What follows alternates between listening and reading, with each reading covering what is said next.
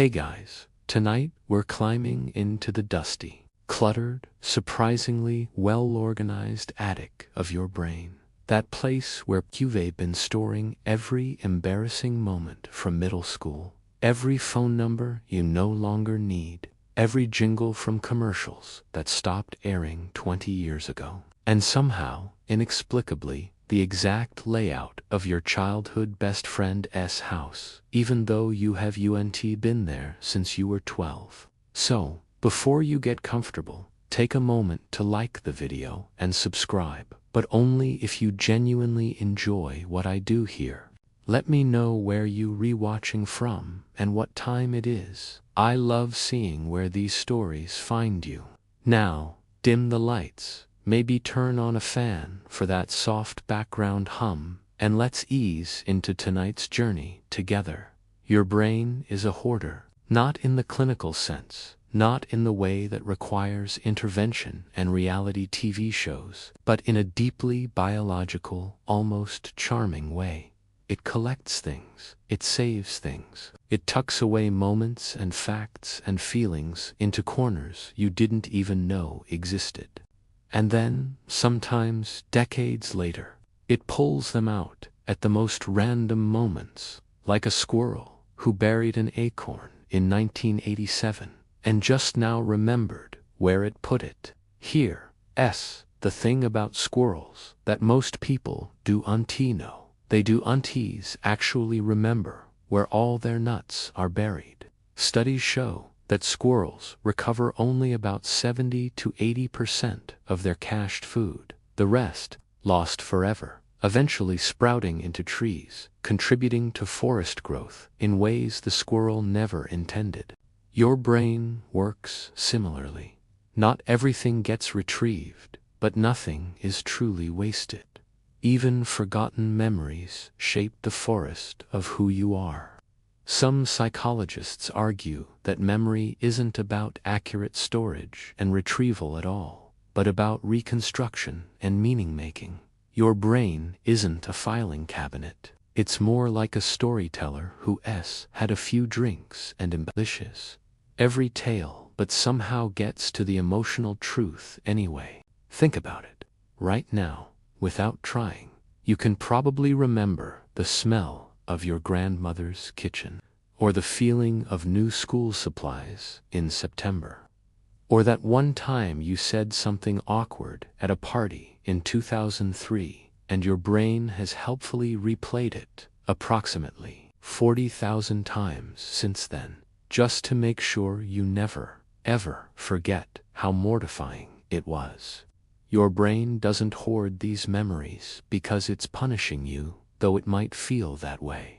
It hoards them because, from an evolutionary perspective, every experience, especially the uncomfortable ones, contained potential survival information.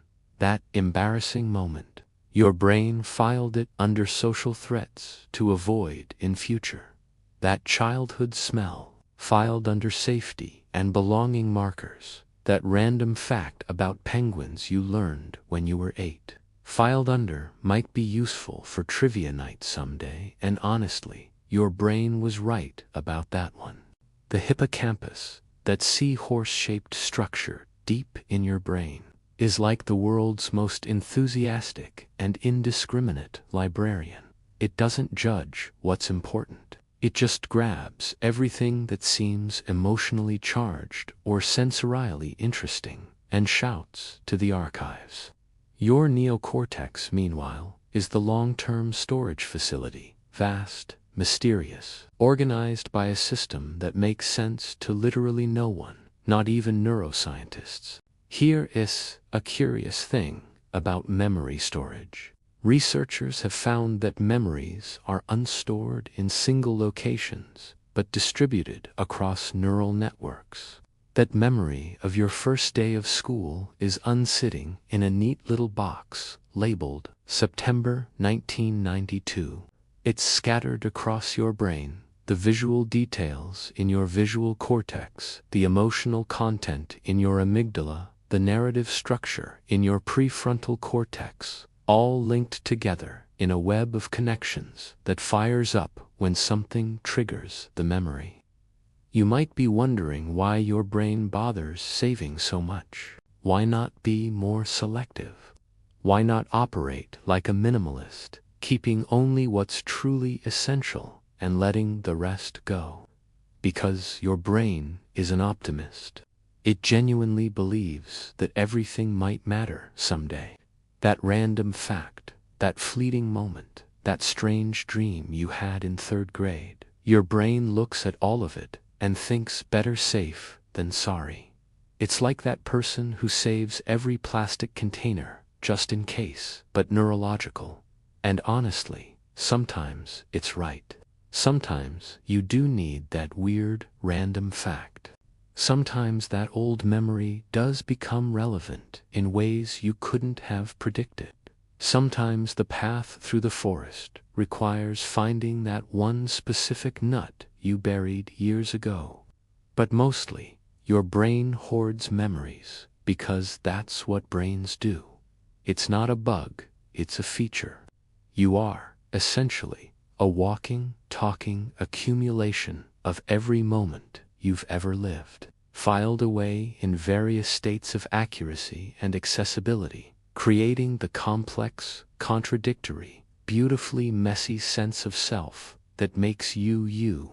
Your brain has been collecting since before you can remember remembering. Literally, your first explicit memories probably formed around age 3 or 4, but your brain was storing implicit memories, feelings, sensations, patterns from birth, maybe even before. You don't remember being an infant, but your brain does, in its way. Those early experiences shaped neural pathways that still influence how you respond to comfort, to stress, to connection. Some researchers study what they call childhood amnesia, the way most people recall much before age 3 or 4. It's not that those memories don't exist, it's that they were encoded differently, stored in systems that don't translate easily to narrative recall. But they're there, influencing you, shaping you, like trees grown from nuts planted by a very young squirrel who never quite learned to map its territory. Right now, as you lie here reading this, your brain is still hoarding. It's saving this moment, the feel of your pillow, the quality of light in your room, the particular mixture of tiredness and wakefulness you're experiencing. Will you remember this specific moment tomorrow? Probably not consciously, but it's being filed away anyway, just in case, contributing to the vast accumulated sense of what Sunday nights feel like, what reading before sleep feels like, what your life feels like. And here's the beautiful part: all that hoarding, all that collecting and storing and filing, it's not random. It's not chaos. It's your brain's way of building a continuous sense of self across time. You are not just this present moment. You are also every moment that came before, all stored, all accessible, theoretically, all part of the vast collection that makes you capable of learning, growing, connecting the past to the present, to the future. Your brain hoards memories like a squirrel hoards nuts because both understand a fundamental truth: winter is coming. Not literally, probably, but metaphorically. There will be times when you need to draw on the past to navigate the present. Times when an old memory will provide comfort or wisdom, or at least a good story. Times when you'll reach into the archives and pull out exactly what you need. So tonight, as you prepare to add this day to the collection, know that your brain is working on it, filing, storing, connecting, preparing, building the forest of your life, one memory at a time, some of which you'll retrieve and some of which will simply grow into something you never expected. And you breathe like a squirrel at rest, trusting the buried nuts will be there when needed. Your brain's hoarding system is actually remarkably sophisticated once you understand how it works. It's not throwing memories into a pile like a dragon hoarding gold. It's more like a squirrel with a very specific, if somewhat chaotic, organizational system based on emotion, importance, and pure random chance. Think of your memory system as having three main storage areas. The working memory, which is like your brain's hands holding whatever you're currently thinking about. Short-term memory, which is like your pockets holding recent stuff you might need soon. And long-term memory, which is basically a warehouse that somehow fits inside your skull and contains everything, from your first birthday party to what you ate for lunch last Tuesday, to the entire plot of that one movie you saw once, 15 years ago. The working memory can hold about 7 items at a time, give or take 2. This is why phone numbers used to be 7 digits. That was the sweet spot for human memory capacity. It's also why you can hold a conversation while walking, but might struggle to do mental math while someone is talking to you. Your brain's hands are full. Some psychologists argue that working memory capacity is one of the strongest predictors of cognitive ability and academic success. It's not about how much you know. It's about how much you can juggle at once. Your brain is literally juggling right now, keeping these words in mind, while also tracking your breathing, your position, your comfort level, and probably wondering whether you remembered to lock the front door. But working memory is temporary, fleeting, like holding snow in your bare hands. If you don't do something with that information, rehearse it, connect it to something meaningful, write it down, it melts away within seconds. Your brain drops it, moves on, makes room for the next thing. Short-term memory is slightly more committed. It holds things for minutes to hours, maybe a day or two. This is where you store the name of someone you just met until you promptly forget it, because names are notoriously slippery in short-term storage. Or what you were supposed to pick up from the grocery store, or that thought you had 5 minutes ago that seemed really profound until you got distracted. Here's a curious thing about short-term memory. It's incredibly vulnerable to interference. This is why you can walk into a room with purpose, get distracted by literally anything, and completely forget why you entered. Your brain was holding that intention in short-term storage, but then something else demanded attention, and the original thought got pushed out, probably falling behind the metaphorical couch of your mind, where it will remain until you return to the original room, and the context triggers the memory again. But long-term memory, that's where the real hoarding happens. This is the warehouse, the attic, the forest, where nuts are buried. And the fascinating thing about long-term memory is that it seems to have essentially unlimited capacity. You never run out of space. Your brain never says sorry, full up, can't remember anything new. It just keeps adding, keeps building, keeps filing. The process of moving memories from short-term to long-term storage is called consolidation, and it happens primarily during sleep. This is why you're reading this at bedtime, not just to relax, but because your brain is about to do important filing work. While you sleep tonight, your hippocampus will replay today's experiences, deciding what's worth keeping, what gets promoted to long-term storage, what gets connected to existing memories. Some neuroscientists study what's called memory consolidation during sleep, and have found that the brain doesn't just passively store memories overnight. It actively processes them, strengthening important connections and pruning away less relevant details. Your brain is a gardener as much as a hoarder, carefully tending the forest of your memories while you're unconscious. Not everything makes it to long-term storage. Your brain has criteria, though they're not always the criteria you might choose consciously. It prioritizes memories that are emotionally significant, which is why you remember your wedding day, but not what you had for lunch 3 weeks ago, unless that lunch was particularly amazing or terrible. It prioritizes memories that are repeated, which is how you learned the alphabet, multiplication tables, your address. It prioritizes memories that connect to existing knowledge making, learning easier when you already have a framework to attach new information to. And here's where it gets really interesting. Your brain also seems to prioritize memories that are weird, unusual, or surprising. This is called the von Restorff effect. Distinctive items are more likely to be remembered than common ones. This is why you remember the one time your teacher accidentally swore in class, but not the thousands of times they spoke normally. This is why you remember bizarre dreams, but not regular ones.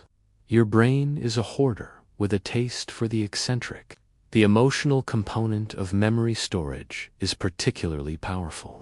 The amygdala, your brain's emotion center, works closely with the hippocampus during memory formation. When something makes you feel strongly, fear, joy, love, embarrassment, your amygdala tags that memory as important, ensuring it gets premium storage space in the long-term archives. This is why you can remember in vivid detail where you were on September 11th, 2001, or the moment you found out about a death in the family, or your first kiss. These flashbulb memories feel photographically preserved, though research shows they're actually just as susceptible to distortion as any other memory. They just feel more accurate because they're so emotionally charged. Here's a curious thing about emotional memories. They're not just stored differently, they're retrieved differently too.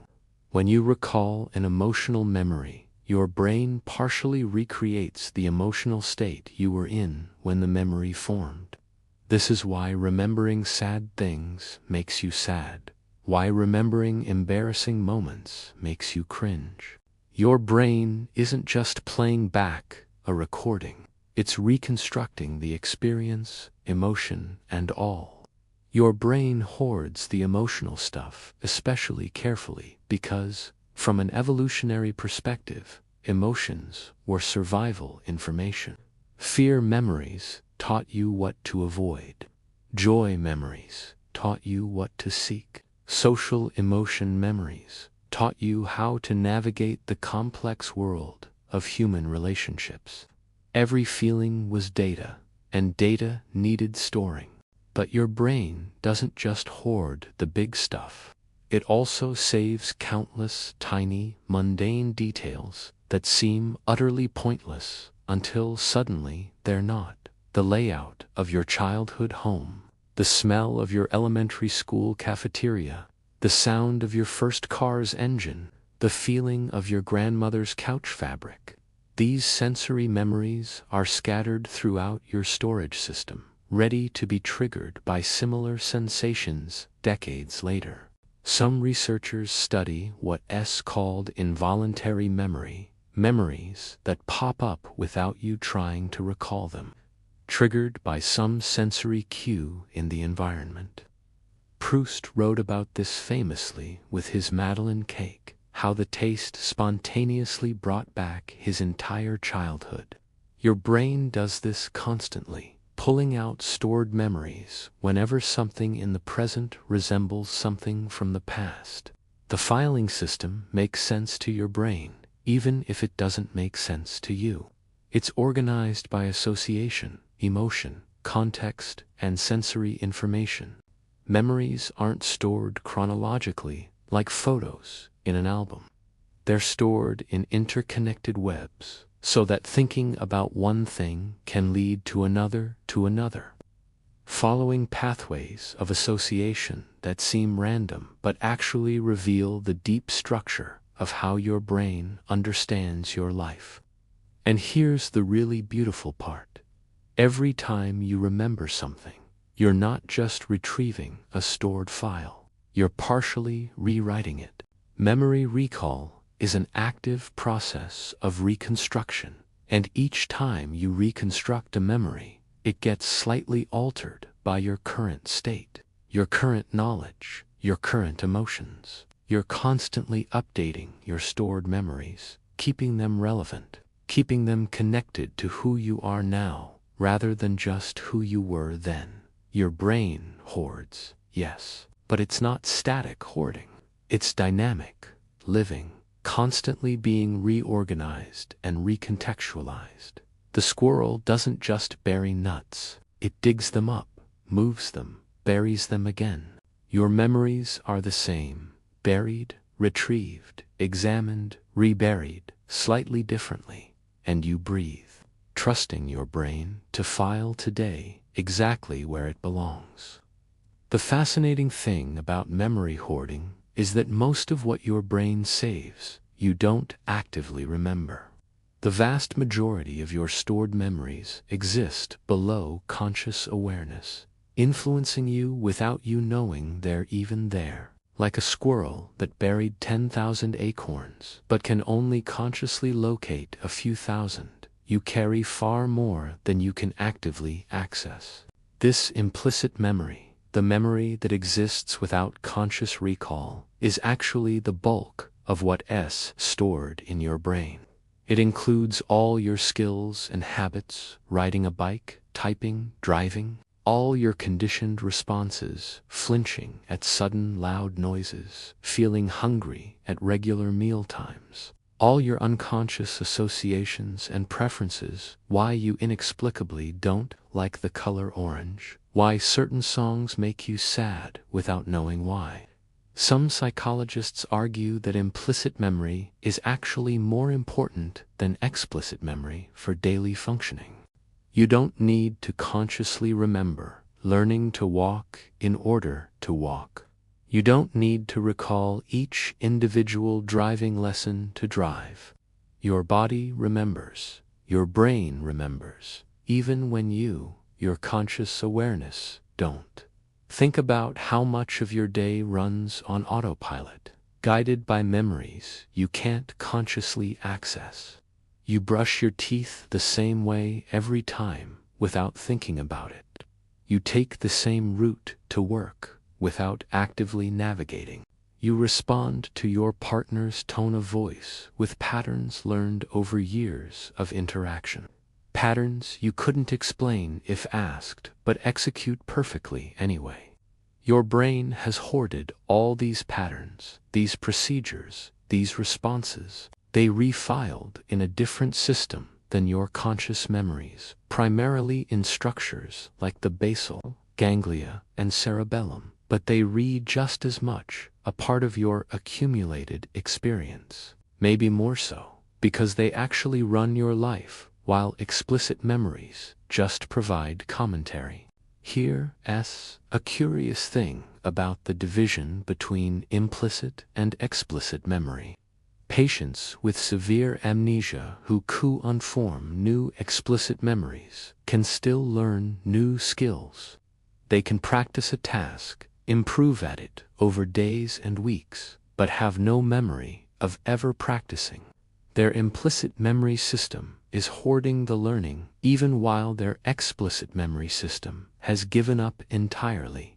The brain finds a way to save what matters. The weight of what we carry is unjust about quantity, the sheer number of stored experiences, but about quality, about emotional load. Some memories are light, easy to carry, pleasant to retrieve. Others are heavy, burdensome, the kind that your brain hoards, even though you wish it would let them go. Traumatic memories, for instance, get stored differently than regular memories. The stress hormones flooding your system during trauma can actually enhance memory consolidation, making those memories incredibly vivid and persistent. It's your brain's survival mechanism gone into overdrive. This was dangerous. Remember everything about this so you can avoid it forever. Some neuroscientists study what is called fear conditioning, the way threatening experiences get rapidly learned and deeply stored. Touch a hot stove once, and your brain files that away instantly, completely, in a way that makes you careful around stoves for the rest of your life. Your brain hoards the dangerous stuff with particular care because that's the hoarding that kept your ancestors alive. But the brain doesn't discriminate perfectly between actual life-threatening danger and social embarrassment or emotional pain. So it hoards those two with similar intensity, similar permanence.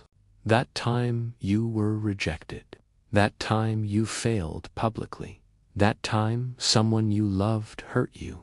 Your brain tags these as important, files them in high-priority storage, and makes them very, very easy to recall, whether you want to or not.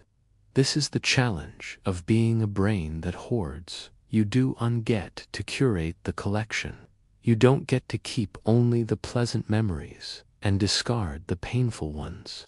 Your brain saves it all, with particular emphasis on the stuff that hurt, because pain was information, and information was survival.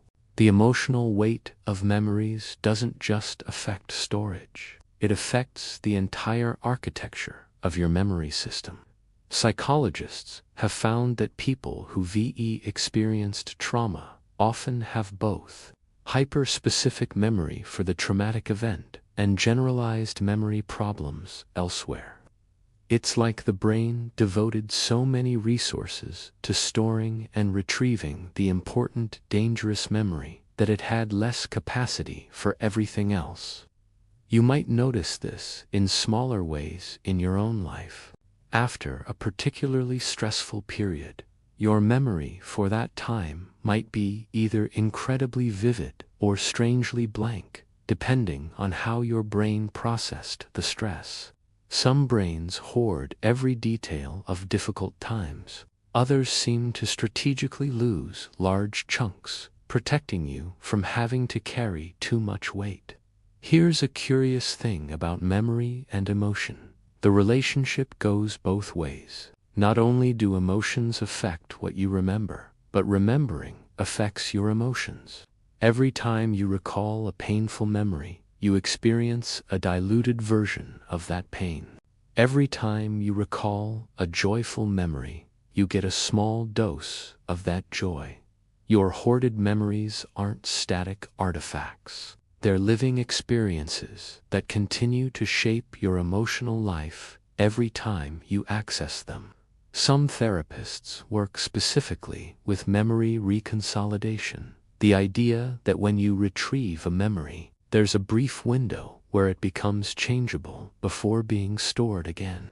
The theory is that you can actually modify traumatic memories during this window, making them less heavy, less burdensome. Your brain can reorganize its hoard, shift things around, make the dangerous memories feel less dangerous. The weight you carry is also about repetition.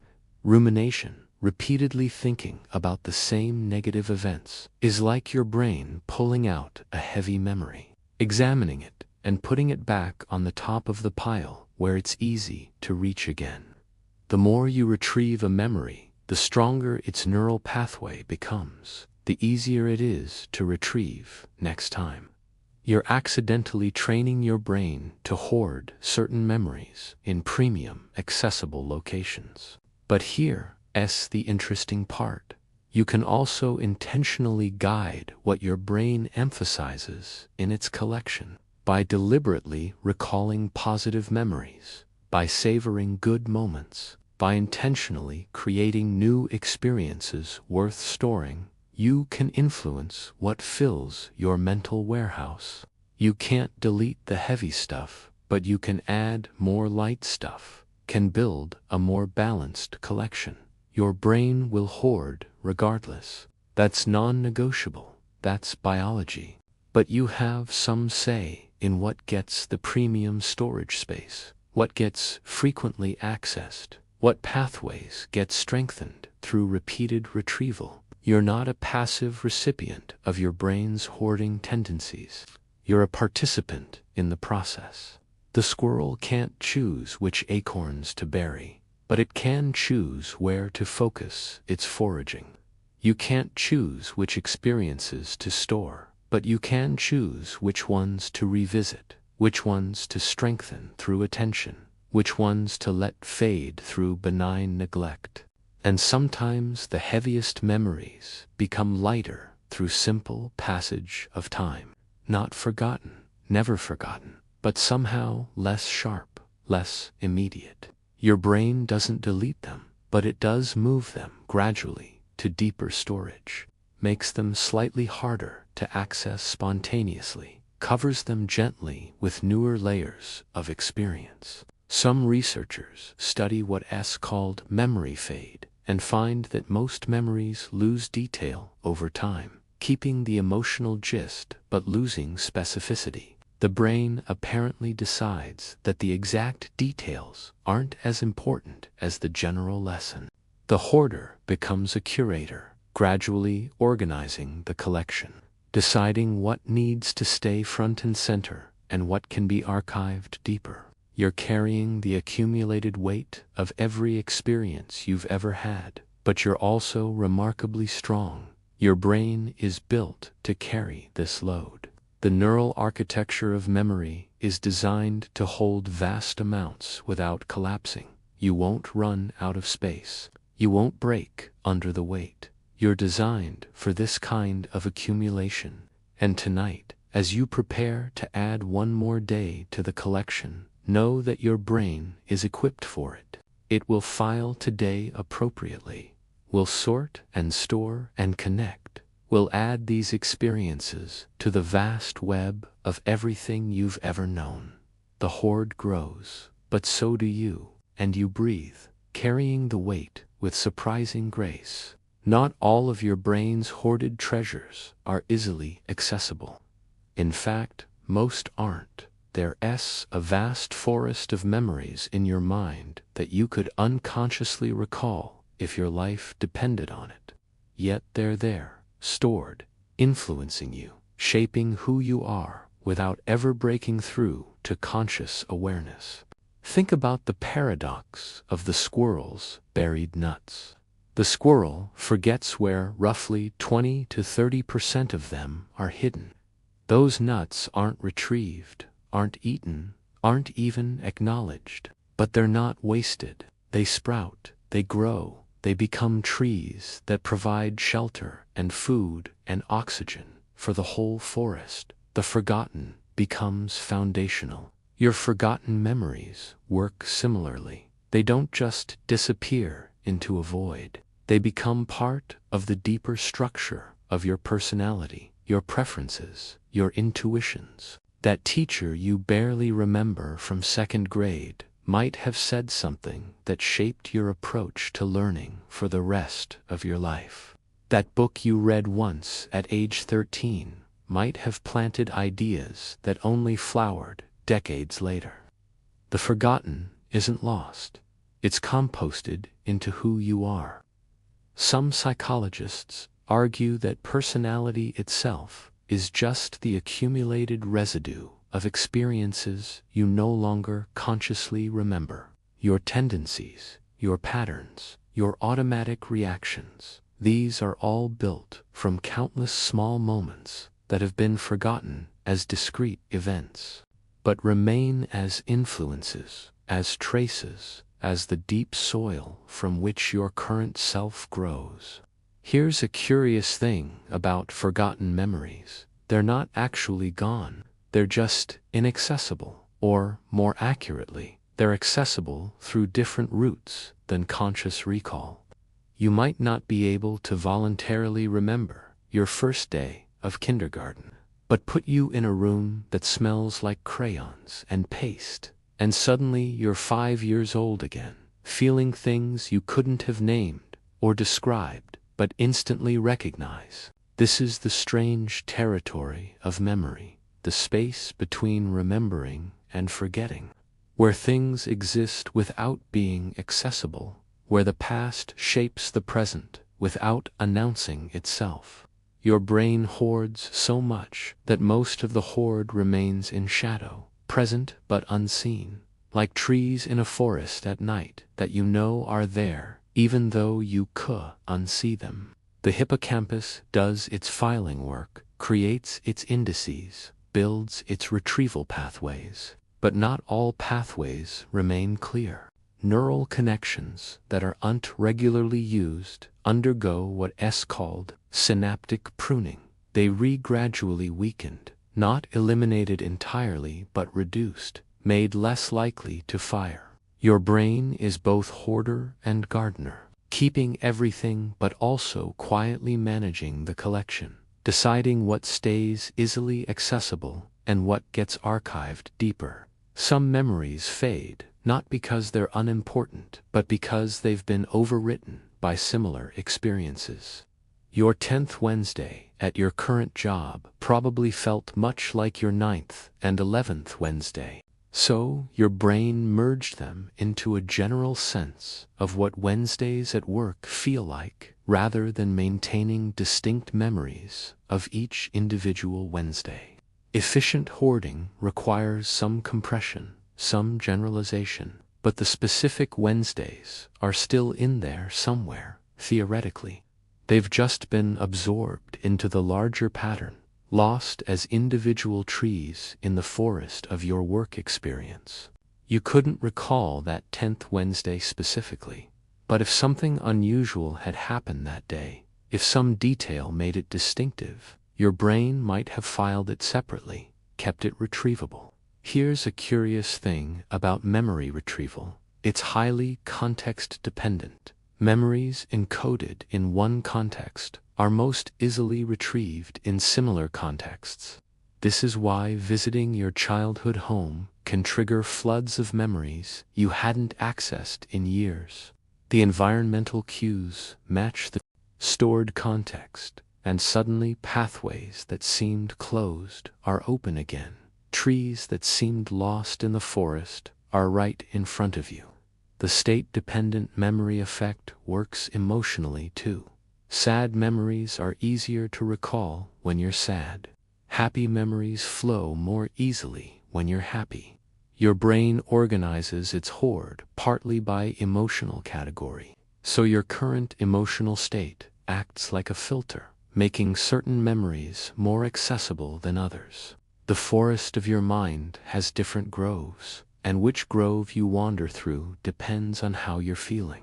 This is why depression is so insidious. When you're depressed, you have enhanced access to negative memories and diminished access to positive ones, which reinforces the depression, which further biases memory retrieval. Your brain's organizational system, usually helpful, becomes a trap.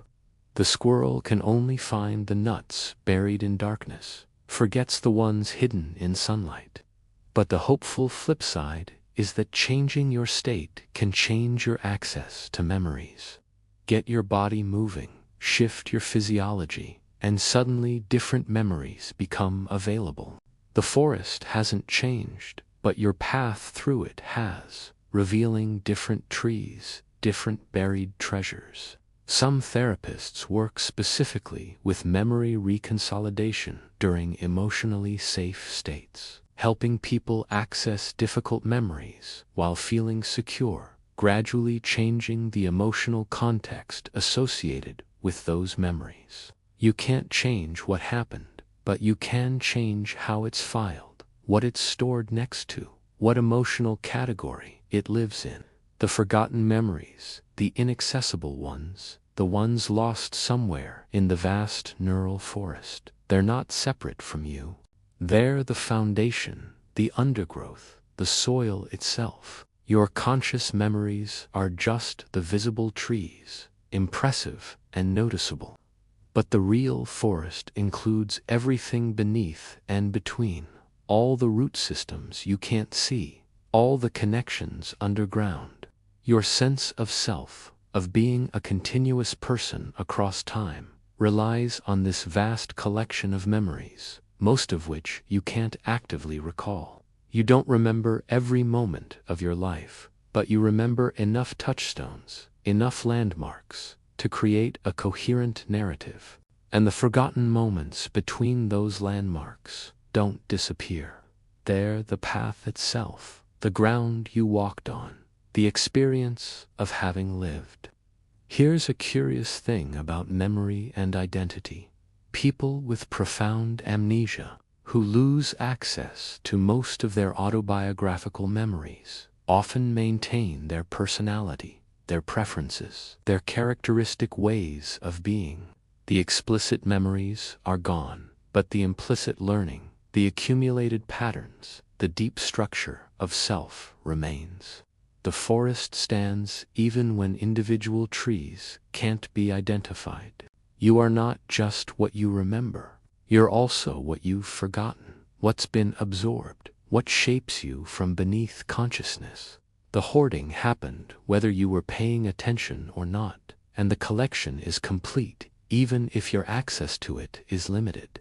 Some researchers study what is called childhood amnesia, the way most people don't remember anything before age 3 or 4. Those early years aren't unimportant, they're foundational. Your attachment patterns, your basic trust in the world, your sense of safety, all established during years you can't consciously recall. The forgotten years created the person who remembers the later years.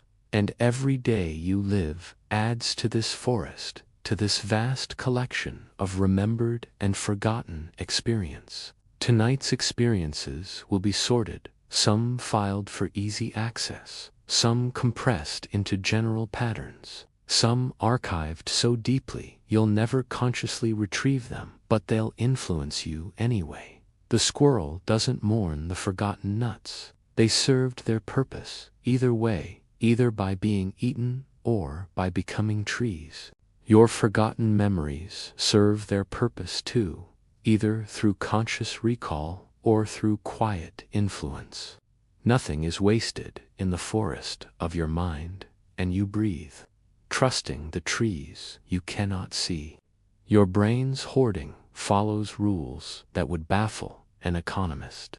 It assigns value in ways that make no logical sense but perfect emotional sense. It keeps things that seem utterly useless and sometimes struggles to retain information you desperately need. The mathematics of memory is strange, beautiful, deeply weird. Consider what your brain has chosen to keep. You probably remember the lyrics to dozens of songs you have unheard in 20 years, but you can't remember the name of that person you met yesterday at the party. You remember the exact sensation of your childhood bedsheets, but forget where you put your keys 10 minutes ago. You remember embarrassing moments from junior high with crystal clarity, but have completely forgotten entire vacations from your adult life. The value system is emotional, not practical. Your brain asks not, will this be useful, but rather, does this feel important? And feelings, as we know, are not always reliable judges of practical utility. That embarrassing moment felt intensely important when it happened, so your brain filed it away with particular care. The keys, just keys. Nothing emotionally significant about keys. They get filed in temporary storage and sometimes don't make it to permanent collection. Some psychologists argue that this emotional weighting of memory is actually deeply adaptive, even when it seems counterproductive. Social information, who can be trusted, who rejected you, how to navigate group dynamics, was survival critical for our ancestors. Embarrassing moments contain rich social data. Keys do not. Your brain is operating on ancient priorities. Here's a curious thing about memory value.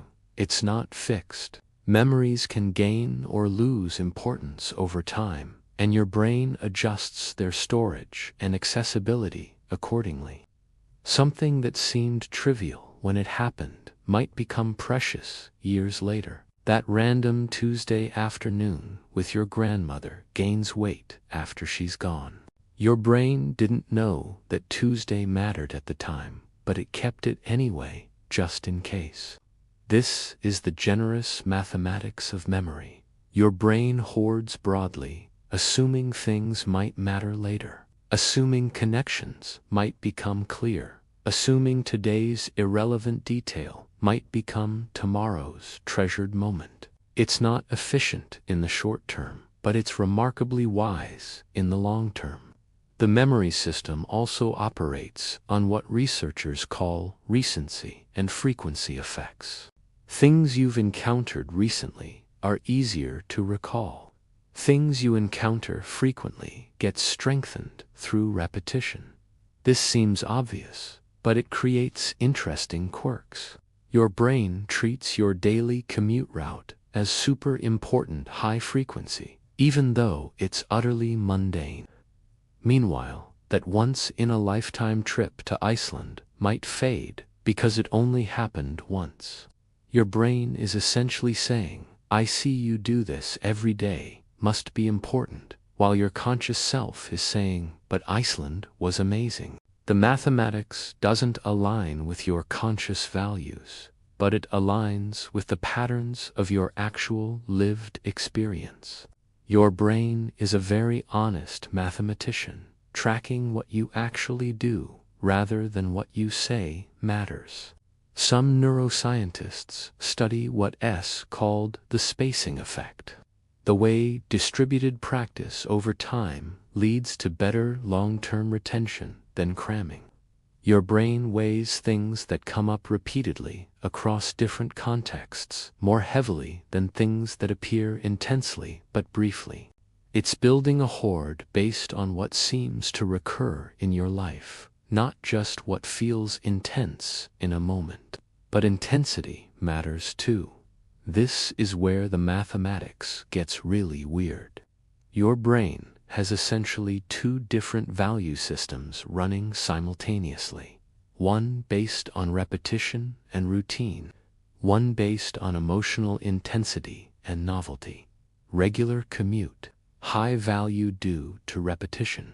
Traumatic event, high value due to intensity. Random Tuesday, low value unless something unusual happened. The result is a collection that's both predictable and arbitrary. Predictable in that emotionally intense moments and frequently repeated patterns get stored reliably. Arbitrary in that everything else is kind of a crapshoot, stored with varying levels of detail based on factors you're not consciously controlling. Here's a curious thing about memory mathematics. Your brain seems to compress time in weird ways. The reminiscence bump refers to the way most people have disproportionately strong memories from their adolescence and early adulthood. Not because those years were objectively more eventful, but because your brain assigned them higher value during a developmentally important period. The mathematics of memory has a developmental curve built in. You probably remember your first day at various jobs more clearly than your 1000th day. First times get weighted heavily in the memory math. First kiss, first day of school, first apartment, first heartbreak. First experiences contain more novel information, require more processing, create more detailed memories. The 100th kiss. Still nice, but your brain already has kiss filed and doesn't need to re-record the whole category. This is why childhood seems to last forever in memory while adult years fly by. Childhood is full of firsts, full of novel experiences that get individual storage, while adulthood often settles into patterns that get compressed into general templates. Your brain is being efficient, but it creates the sensation that time is accelerating, that you're accumulating less experience, that life is somehow shorter than it used to be. Some psychologists argue that this compression of routine is both a blessing and a curse. Blessing because it would be overwhelming to store every routine moment in full detail. Curse because it makes time feel like it's slipping away, makes years blend together, makes you wonder where all the days went. But here's the thing about memory mathematics. You can game the system. You can deliberately create novelty, seek new experiences, disrupt routines, essentially trick your brain into creating more detailed memories by giving it more unique input to store. Travel to new places, try new activities, break patterns. Your brain will respond by creating richer storage, which will make time feel like it's moving slower, make your life feel fuller in retrospect. The mathematics also accounts for emotional significance in ways that defy logical value. You might remember a random compliment from a stranger with perfect clarity while forgetting important work meetings. The compliment touched something emotionally significant, maybe validation you needed, maybe a kind word on a hard day, so your brain assigned it high value despite its practical irrelevance. The meeting, important for work, but emotionally neutral. Your brain filed it more casually. This emotional weighting means your memory collection reflects your emotional life more than your practical life. It's a record not of what objectively happened, but of what felt important, what resonated, what touched you in ways that registered in your emotional systems. The mathematics of memory is the mathematics of feeling. Here as a curious thing about memory value and retrieval. Memories that are emotionally significant are just stored more carefully. They're also retrieved more easily and remain accessible longer. It's like your brain puts emotional memories in the front of the warehouse, where they're easy to grab, while neutral memories get filed deeper. The mathematics determines not just what's kept, but where it's kept. The strange math continues with what researchers call memory confidence. Your sense of how accurate a memory is often does uncorrelate with actual accuracy. You can be absolutely certain about things you remembering wrong and uncertain about things you remembering correctly. Your brain's confidence calculations run on different algorithms than its accuracy calculations, which is deeply weird when you think about it. You trust your vivid, detailed memories more than your vague ones, but vividness doesn't guarantee accuracy. In fact, memories that have been frequently recalled and emotionally processed can become very vivid while also becoming very distorted. Each recall slightly reconstructs the memory, and confident repetition of the reconstruction creates high-fidelity storage of potentially inaccurate information. The mathematics can compound errors over time. But despite all the weirdness, all the arbitrary value assignments, all the mathematical peculiarities, the system works. You navigate your life successfully using this strange collection of weighted, compressed, emotionally biased memories. Your brain's hoarding mathematics might not make sense to a computer scientist, but they make sense to a human living a human life. The squirrel's mathematics are similarly strange. Bury thousands of nuts, remember locations of most but not all, trust that the system will work out somehow, and it does. The squirrel survives winter, the forest grows. The mathematics are imperfect but functional, messy but effective. Your memory hoard operates on the same principle: good enough to work, weird enough to be interesting, human enough to reflect who you are rather than who a perfectly logical being would be. The mathematics of memory are the mathematics of being alive, being emotional, being wonderfully imperfect, and you breathe, trusting the strange calculations that keep you whole. The filing system in your brain would give any professional organizer a nervous breakdown. There's no central catalog, no master index, no clear organizational principle that runs throughout the whole system. Instead, there are countless organizing principles running simultaneously, sometimes cooperating, sometimes competing, creating a library that somehow functions despite having no librarian and no consistent filing method. Memories are filed by time, but not chronologically. They're filed by location, but not geographically. They're filed by emotion, by sensory experience, by association, by importance, by frequency, by randomness, by all these things at once, creating a multidimensional organization system that exists in neural networks rather than on shelves. This is why memory retrieval can be so unpredictable. You're looking for something filed under that vacation we took, but your brain has it filed under the smell of sunscreen, and also under summer 2015, and also under happy, and also under beach towns, and also under conversations with spouse, and also under a dozen other categories simultaneously.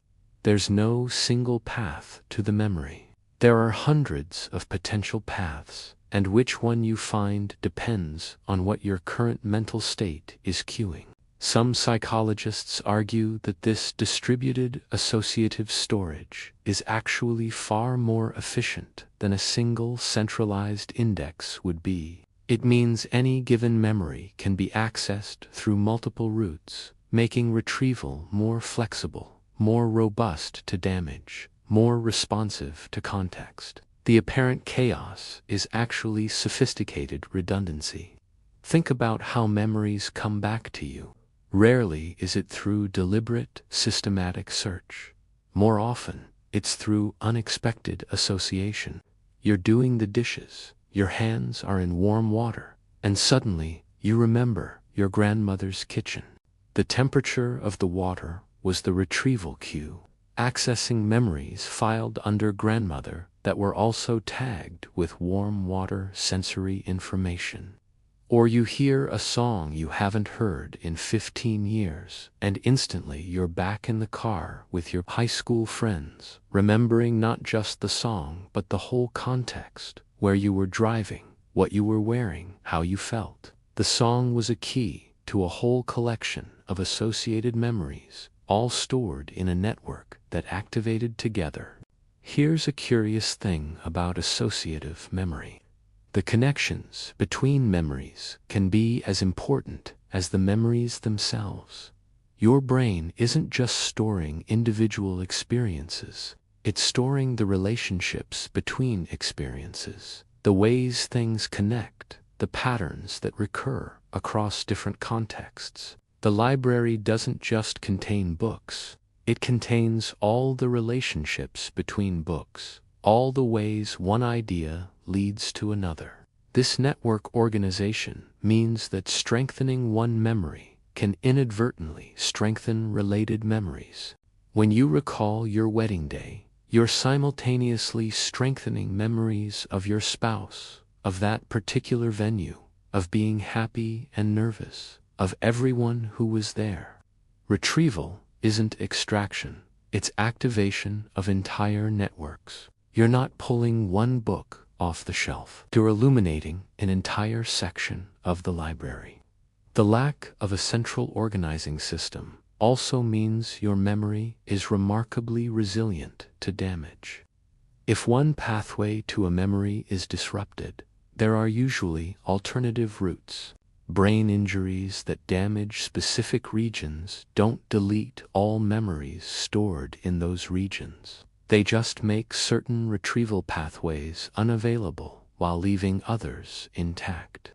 The library can lose entire rooms and still function because the books exist in multiple locations simultaneously. Some neuroscientists study patients with brain damage to understand how memory is organized. What they've found is that memory isn't localized to single regions, but distributed across the brain. The hippocampus is crucial for forming new memories. But the memories themselves aren't stored there. They're stored throughout the cortex, in the same regions that originally processed the experience.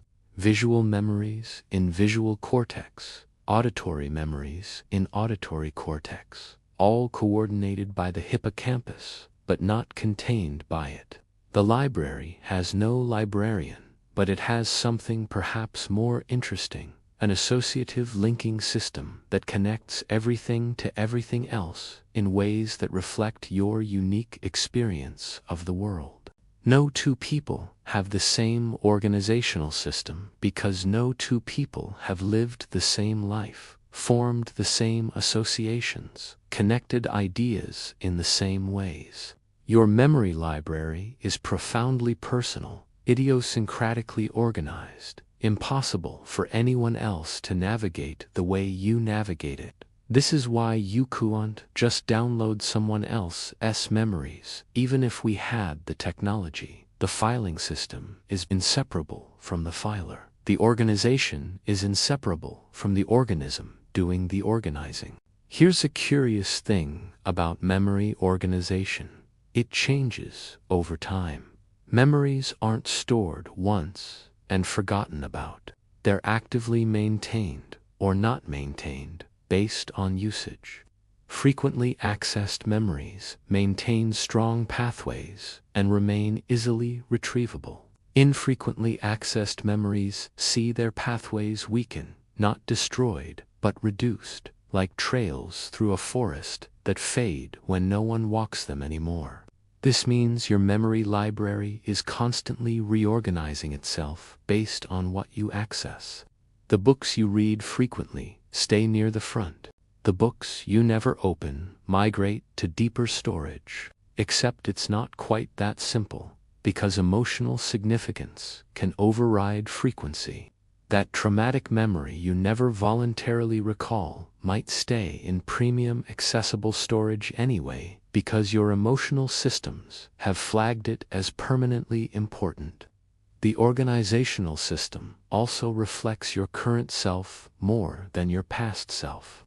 Every time you retrieve and reconsolidate a memory, it gets slightly updated to reflect your current understanding, your current language, your current emotional state. The library is living, breathing, constantly being rewritten by the act of reading from it. Some researchers study what's called memory updating and find that memories are far more malleable than we assume. Each retrieval is an opportunity for change. The original experience gets blended with the current experience of remembering, creating a hybrid that represents both past and present. The library books rewrite themselves slightly each time they're opened. This has profound implications. It means your memories of childhood are influenced by every time you've remembered childhood since then. They're not pure records of the original experience. They're palimpsests, layered with decades of subsequent retrieval and reconsolidation. The 7-year-old you experienced something. The adult you remembers a modified version, influenced by everything that's happened since. The library with no librarian is also a library with no closing time. Your memory system never stops working. Even during sleep, especially during sleep, the organizational work continues. Memories are being transferred from temporary to permanent storage. Connections are being strengthened or weakened. The filing is ongoing, unconscious, automatic. Some sleep researchers study what happens to memories during different sleep stages. REM sleep seems particularly important for emotional memory processing. Slow-wave sleep for factual memory consolidation. Your brain is doing overnight filing work, sorting the day's experiences, deciding what stays and where it goes, all while you're unconscious. The chaos of the system, the lack of central organization, the multiple simultaneous filing methods, the constant reorganization isn't a bug. It's what makes human memory so flexible, so creative, so capable of making unexpected connections. A perfectly organized library would be easier to search, but less likely to produce surprising insights. unexpected associations, creative leaps. Your messy memory library is the foundation of creativity. Ideas that seem unrelated in logical organization sit next to each other in your associative network, allowing you to connect things in novel ways. The library with no librarian is the library that makes innovation possible. And tonight, as you prepare to file today's experiences, know that your brain will handle it, will file it in multiple places simultaneously, will connect it to related memories, will integrate it into the vast network of your accumulated experience. The system works despite its apparent chaos, or perhaps because of it, and you breathe, trusting the library that organizes itself. Your brain doesn't just hoard the big stuff, the weddings and graduations and traumas and triumphs. It also, inexplicably, hoards vast quantities of utterly mundane moments, small things, pointless things, things that by any rational standard should have been immediately discarded, but somehow made it into permanent collection. You remember the pattern on your childhood bedroom wallpaper. You remember the sound your grandmother's screen door made.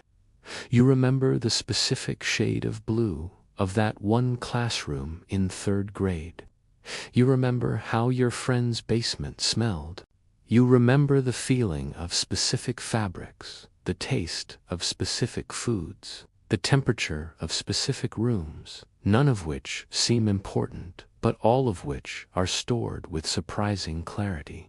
This is the museum of small moments, the collection of tiny, mundane details that fill the vast majority of your memory storage.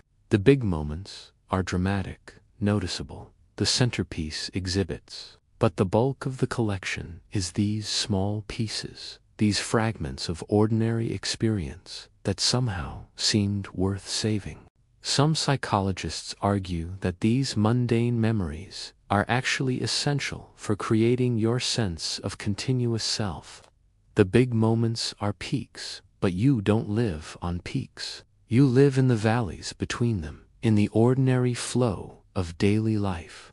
Your brain hoards the ordinary because that's actually what most of your life consists of. Regular mornings, regular commutes, regular Tuesday afternoons that blur together into the general experience of being you.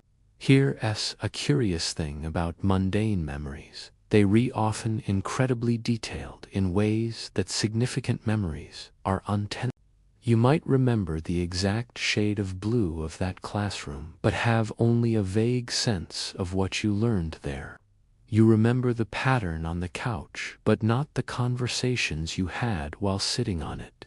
The sensory details get stored separately from the semantic content, and sometimes the sensory details persist while the meaningful content fades. This suggests your brain is hoarding sensory experience almost indiscriminately, saving the texture of lived experience, regardless of whether that experience was significant. It's creating a sensory record of your life, a museum of what things looked like, sounded like, felt like, tasted like, smelled like, not for any particular purpose, just because that's what brains do. They record sensory experience. The museum of small moments is where nostalgia lives. Those powerful waves of feeling you get when you encounter something from your past that's not usually triggered by remembering significant events. It's triggered by small sensory details, a particular scent, a specific song, a certain quality of light. Your brain kept these tiny details filed away, and encountering them again activates not just the sensory memory, but all the associated context, all the feelings, all the sense of who you were when you last experienced this. Some researchers study what's called involuntary autobiographical memory, memories that arise spontaneously, triggered by sensory cues in the environment. These are almost always mundane memories, small moments that weren't consciously deemed important, but were stored anyway. The smell of rain on hot pavement brings back a specific summer afternoon. The feeling of a wool sweater brings back a specific winter. The museum's small exhibits become portals. Your brain has been curating this museum your entire life, adding countless small pieces that seemed insignificant at the time, but collectively create the texture of your lived experience. Walking through this museum, which you do constantly, often without noticing, is what it feels like to have a past, to be a person with history, to have accumulated a lifetime of experience. Here's a curious thing about the Museum of Small Moments. It's highly personal and often incommunicable. You can try to explain to someone why the smell of a specific detergent makes you feel a certain way, but they won't get it. They don't have your museum. They don't have your associations. That smell is connected to networks of memory that are unique to you, creating meaning that can't be transferred. This is part of the loneliness and beauty of being human. We each carry these vast private collections that no one else can fully access or understand. Your museum of small moments is yours alone, a record of your specific path through the world, the exact sequence of sensory experiences that created you. But there are also shared exhibits, collective mundane memories that entire generations or cultures hold in common. The sound of dial-up internet connecting, the feeling of rewinding a VHS tape, the smell of a specific kind of school cafeteria food. These shared mundane memories create connection, recognition, a sense of you remember that too, that bonds people who lived through the same era.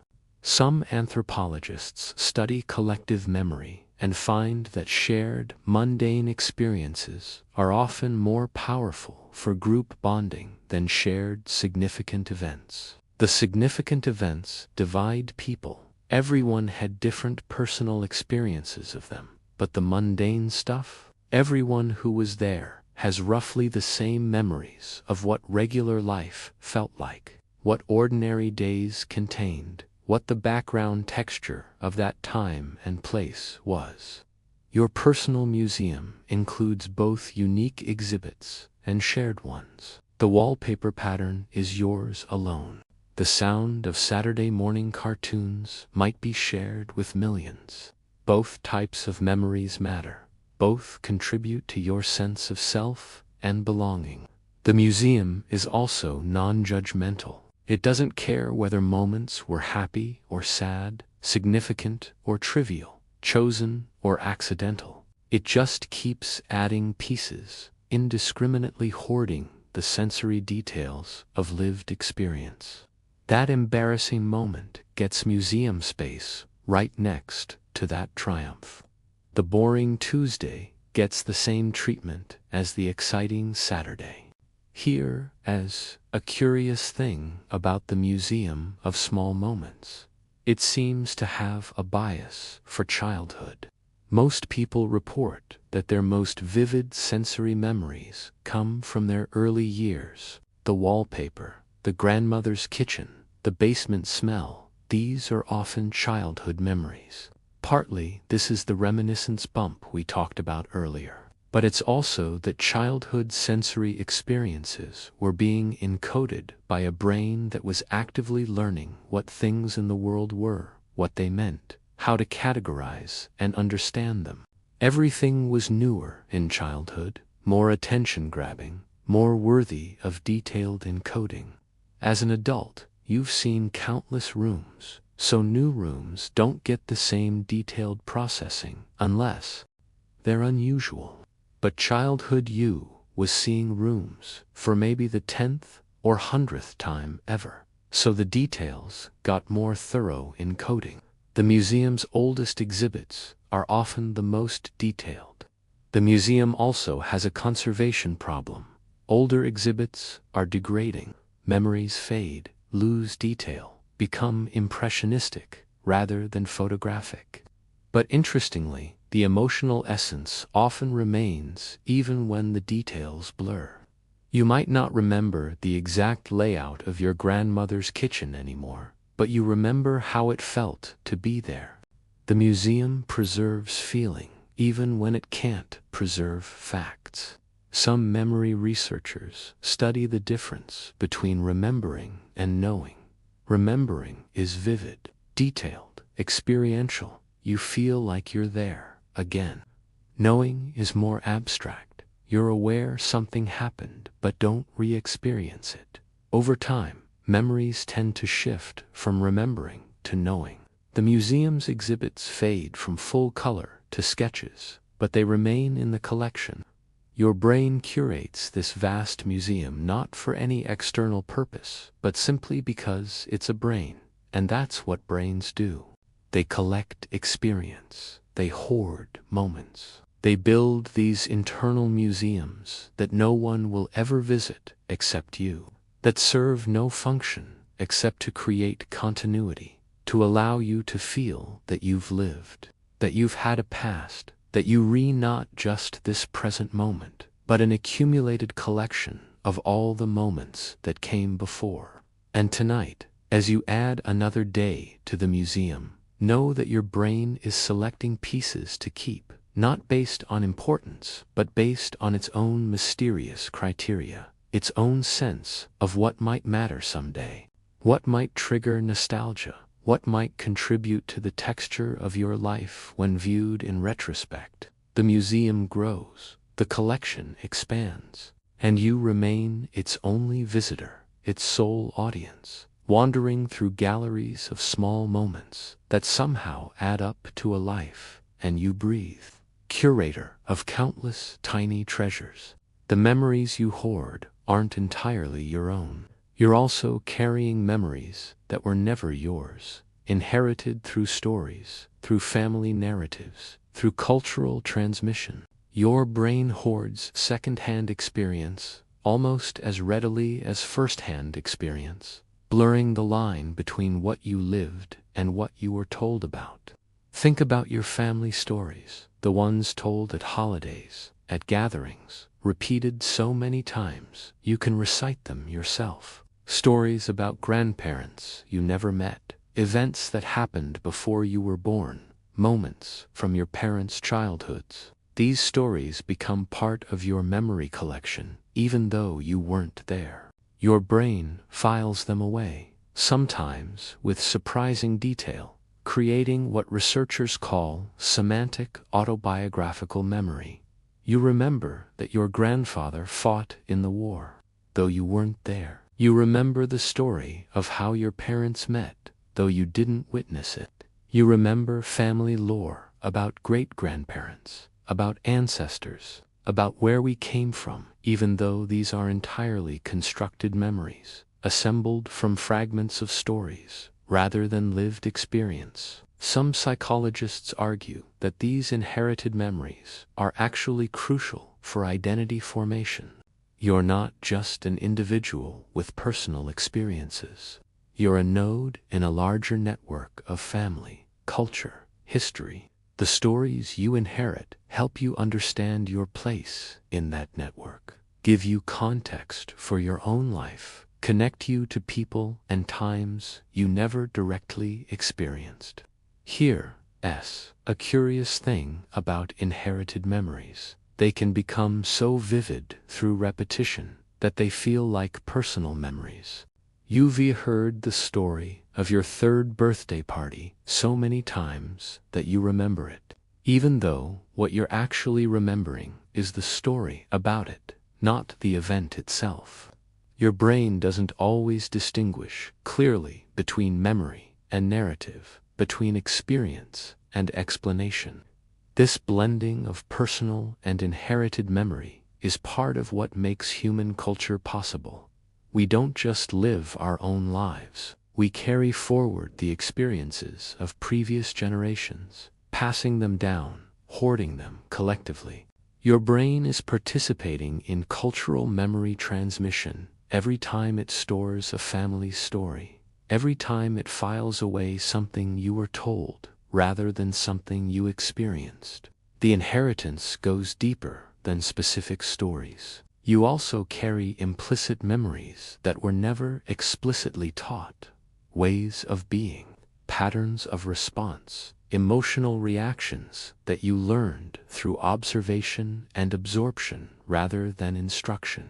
Your family's emotional style, their ways of handling conflict, their attitudes toward money or love or success, these all became part of your memory collection through osmosis, through thousands of small interactions that your brain filed away and synthesized into patterns. Some developmental psychologists study what's called intergenerational transmission, the way patterns perpetuate across generations, not through genetics, but through learned behavior, through absorbed memory. Your grandmother's anxiety might become your mother's anxiety, might become your anxiety. Not because anxiety is inherited genetically, but because each generation learns it from the previous one, stores it in implicit memory, and unconsciously passes it forward. But the inheritance isn't just familial, it's cultural. You carry collective memories of your culture, your era, your generation, shared experiences that become part of collective identity. The moon landing, 9/11s, the fall of the Berlin Wall. Even if you didn't directly experience these events, they're part of your inherited memory collection if you grew up in their cultural aftermath. Collective memory creates connection, but also limits. You hoard not just individual experiences, but cultural narratives about what experiences mean, what's important, what should be remembered, and what should be forgotten. Your brain absorbs these narratives and uses them to interpret your own experiences, creating a feedback loop between personal and collective memory. Here's a curious thing about cultural memory. It's often most powerful in its mundane details rather than its major events. The feel of your grandmother's cooking, the sound of specific dialects, the smell of holiday traditions, these sensory cultural memories get hoarded deeply, creating visceral connections to heritage, to place, to identity that transcend rational explanation.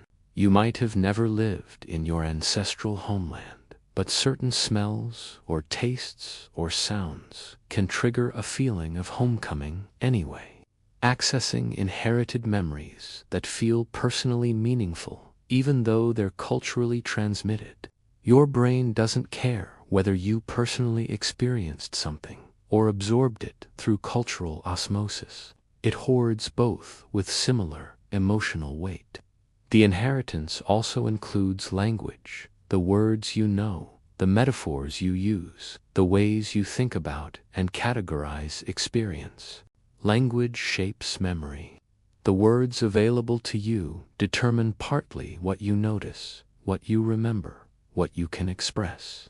Your memory collection is structured by linguistic categories you inherited, ways of dividing up experience that were handed to you by previous generations of speakers. Some linguists study how language affects memory and find that people remember things differently based on how their language encodes those things.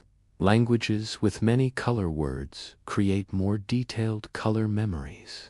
Languages with specific kinship terms create more nuanced family relationship memories. Your hoarding experience through inherited linguistic frameworks. The squirrel inherits instinctive knowledge of where to bury nuts, when to bury them, how to find them again. You inherit something similar, but infinitely more complex. A whole framework of memory, narrative, cultural knowledge, emotional patterns, linguistic structures. You're born into an inheritance of memory that predates you, that contextualizes you, that shapes how you hoard your own experiences. But here's the hopeful part. Inheritance isn't destiny. Just because you carry patterns from previous generations doesn't mean you're trapped by them. Your brain's neuroplasticity means you can form new patterns, create new memories, build new responses that differ from what you inherited. The hoard you carry forward can be curated, can be added to differently, can evolve. Some therapists work specifically with inherited trauma and intergenerational patterns, helping people identify which parts of their memory collection came from personal experience and which came from family or cultural transmission. Understanding the inheritance allows you to choose whether to keep passing it forward or to interrupt the transmission, to hoard differently. Your children, if you have them, will inherit from your memory collection, just as you inherited from those who came before you. The stories you tell, the patterns you model, the emotional responses you display, all will be filed away in their developing brains, becoming part of their inherited memory. You're not just hoarding for yourself. You're hoarding for the future, creating an inheritance, whether you mean to or not. This vast web of inherited and personal memory creates continuity across time, connection across generations, a sense that we're not isolated individuals, but links in a chain, nodes in a network. Your brain hoards personal experience, but it also hoards collective knowledge, family narrative, cultural memory, creating a collection that's both intimately yours and larger than you. And tonight, as you lie here, you're carrying all of it, your own experiences, your family's stories, your culture's narratives, your era's collective memories. The hoard is personal and collective simultaneously, individual and inherited, self and other, woven together in neural networks that don't distinguish clearly between them. And you breathe, carrying forward what came before. Here is a truth that might seem contradictory after everything we've discussed. While your brain hoards nearly everything, you don't have to consciously carry it all. You have permission to forget, to let go, to allow memories to fade into the background of your neural landscape without actively maintaining them. Forgetting isn't failure, it's not loss. It's actually an essential part of memory's function. Your brain doesn't just need to remember, it needs to forget, to let unimportant details fade, to allow space for new experiences, to prevent the collection from becoming overwhelming. Think about how impossible life would be if you consciously remembered everything with equal clarity. Every conversation you've ever had, every meal you've ever eaten, every moment of every day stored in vivid, accessible detail. It wouldn't be a gift. It would be paralyzing. You'd be drowning in memory, unable to focus on the present because the past would be too loud, too present, too demanding of attention. Some psychologists argue that forgetting is as important a cognitive function as remembering. It allows your brain to prioritize, to highlight what matters by letting the rest recede. The memories don't disappear entirely. They're still there in the hoard, still influencing you, but they stop demanding conscious attention. They become background rather than foreground. Here's a curious thing about intentional forgetting. It's surprisingly difficult to do. If I tell you don't think about a white bear, what's the first thing you think about? Trying to forget something often strengthens it through the attention you're giving it. The act of trying not to remember requires remembering what you're trying to forget. It's paradoxical, frustrating evidence that memory isn't entirely under conscious control. But natural forgetting, the kind that happens without effort, is healthy, adaptive, normal. Details fade, specifics blur, emotional intensity decreases. Time does its gentle work, of moving things from foreground to background, from active to passive storage, from constantly accessible to deeply archived. Some neuroscientists study what's called motivated forgetting, the way people can, under certain circumstances, intentionally reduce access to memories they don't want. It's not deletion, but suppression, making certain memories harder to retrieve by consistently avoiding them, by not rehearsing them, by redirecting attention when they arise. The brain can cooperate with your desire to not actively remember, even if it won't cooperate with forced forgetting. The permission to forget is also permission to not be defined by your past. Yes, you carry your history. Yes, it shapes you. But you're not obligated to constantly replay every difficult moment, every pain, every regret. You can let them recede. You can allow natural forgetting to do its work. You can choose which memories to actively maintain and which to let fade. This is particularly important for painful memories. While your brain may have hoarded them carefully, survival mechanism, remember, you don't have to keep them front and center. You can acknowledge they exist without constantly accessing them. You can know they're in the collection without having to examine them daily. Here's a curious thing about memory and attention. The memories you repeatedly access maintain strong neural pathways. The memories you don't access see those pathways weaken. You have some control over which memories stay easily accessible based on which ones you choose to rehearse. Not complete control, but some, enough to matter. If you find yourself ruminating on painful memories, repeatedly pulling them out and examining them, you're actually strengthening them, making them more accessible, training your brain to default to them. But if you can gently redirect attention, can acknowledge the memory without dwelling in it, can choose to focus elsewhere, those pathways will gradually weaken. The memory remains in storage, but becomes less intrusive. Some therapists use this principle therapeutically, teaching people to notice when they're rehearsing unwanted memories and gently redirect without judgment. It's not suppression that doesn't work. It's more like gentle redirection, like training a puppy. Oh, we're thinking about that embarrassing thing from 2003 again. That's okay, but let's think about something else now. Your brain, like a puppy, eventually learns new patterns. The permission to forget is also permission to be imperfect. You don't need to remember everything. You don't need to maintain perfect recall of every conversation, every commitment, every detail. Your brain's natural forgetting is doing you a favor, preventing cognitive overload, making space for what matters now.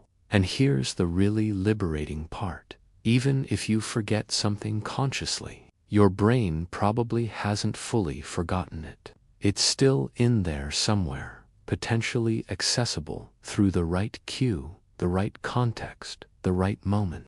Forgetting at the conscious level doesn't equal deletion at the neural level.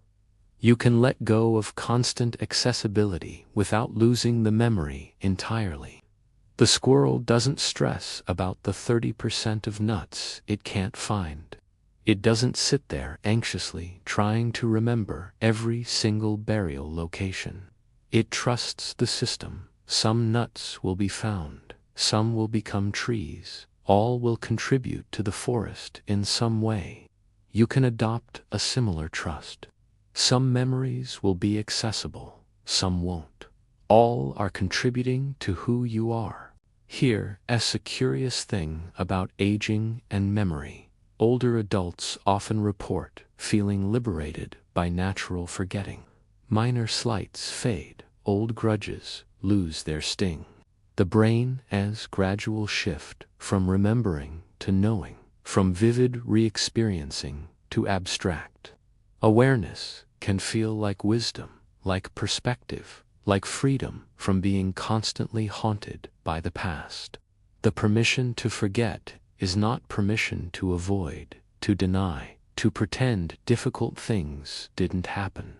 It's permission to let them settle into the background, to stop actively maintaining them, to allow natural memory processes to do their work. Big difference between healthy forgetting and unhealthy avoidance. You're allowed to have memories you don't frequently access. You're allowed to have experiences that shaped you but that you don't think about daily. You're allowed to let the past recede. You're allowed to focus on the present and future without constantly carrying the full weight of history. Your brain will hoard regardless. That's its job. But you get to decide which parts of the hoard you actively engage with, which memories you rehearse, which neural pathways you strengthen through attention. You're not powerless in the face of your own memory collection. And tonight, as you prepare for sleep, you have permission to let go of the day's details. You don't need to rehearse everything that happened. Don't need to commit every moment to easily accessible storage. Your brain will handle the filing. You can release conscious control, can trust that what needs to be remembered will be remembered, can allow natural forgetting to do its gentle work. The hoard grows whether you're paying attention or not. You don't have to curate it actively. You don't have to maintain it consciously. You can simply trust that your brain, that squirrel-minded hoarder you've carried in your skull your whole life, knows what it's doing, even when its methods seem chaotic, even when you can't access everything you wish you could, and you breathe, releasing what no longer serves.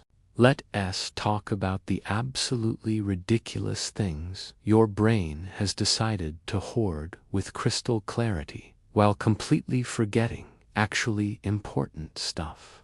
Because, if we're being honest, your brain's filing system has the organizational skills of a raccoon on a sugar high, enthusiastic, well-intentioned, but ultimately pretty random about what ends up where. You can remember every single word to Ice Ice Baby, even though you have unheard it since 1991. But you can't remember why you walked into the kitchen 30 seconds ago. Your brain looked at both pieces of information and went, yes, the Vanilla Ice lyrics are definitely the priority here. And honestly, your brain might be onto something. That kitchen thing probably wasn't that important anyway. Vanilla Ice, on the other hand, that's cultural history right there. Some psychologists argue that the brain's apparent preference for useless information over useful information is actually random. It's based on emotional salience and novelty at the time of encoding. Ice Ice Baby was novel and emotionally engaging when you first heard it. Admit it, you loved it. The reason you entered the kitchen was probably mundane and emotionally flat. Your brain made a reasonable choice given its criteria, even if those criteria don't align with your adult need to, remember why you're standing in front of the refrigerator looking confused. Here's a curious thing about memory errors. They're not bugs, they're features. Your brain's tendency to misremember, to confabulate, to blend memories together. These aren't malfunctions. They're evidence that memory is about creating meaning and coherence rather than achieving perfect accuracy. Your brain is essentially a well-meaning friend who tells great stories but sometimes embellishes the details. The emotional truth remains even when the facts get fuzzy. Think about how your brain handles names. It has absolutely no problem storing the names of all Ebi Wusher Pikamen from when you were 12. But it cannot, for the life of it, remember the name of your neighbor who you've met 17 times. Your brain apparently decided that Charizard was more memorable than Linda. And who are we to argue? Linda never breathed fire or evolved from anything cool. The comedy continues with what researchers call the tip-of-the-tongue phenomenon, that frustrating experience where you know something, can almost access it, but it remains just out of reach. It's like your brain is playing a game show with you, and the answer is just behind this door that we're not going to open. Can you guess it anyway? Your brain is the world's most frustrating game show host, and you're the contestant who always gets eliminated right before the bonus round. Some neuroscientists study tip-of-the-tongue states and find that they are more common for proper nouns, names, places than common nouns. Your brain apparently has an easier time with that thing you use to eat soup spoon than that actor from that movie who was in that other thing. His name's right there. I can almost know it's gone. The filing system works, but the retrieval mechanism occasionally gets stuck, like a vending machine that has your snack but refuses to release it. And let's talk about false memories. Those completely fabricated recollections that your brain presents as fact. You remember it happening. You can describe it in detail. You'll swear it's true, and yet it never actually occurred. Your brain is out here writing fan fiction about your life and presenting it as canon. Honestly, kind of impressive if it weren't so unreliable. Here's a curious thing about false memories. They're surprisingly easy to create. Researchers have successfully implanted false memories of childhood events in study participants using nothing but suggestion and leading questions. Your brain is apparently very suggestible, very willing to accept, oh yeah, that thing that happened as actual memory. It's like your brain is the friend who agrees with everything. Wait, did we go to that party together? Oh yeah, totally. That was wild. Neither of you were at that party. The errors aren't just about forgetting or misremembering. They're also about remembering things in the wrong order. You'll swear event A happened before event B, when actually it was the reverse. Your brain's timeline is more like a general suggestion than an actual chronology. It knows these things happened. It's just a bit fuzzy on the when. Time is a flat circle in your memory, apparently. Some memory researchers study what's called temporal memory and find that people are generally terrible at dating their memories. Not in the romantic sense, though that's probably also true in the chronological sense. You know something happened. You know generally when it happened. Was it in the 90s? Probably.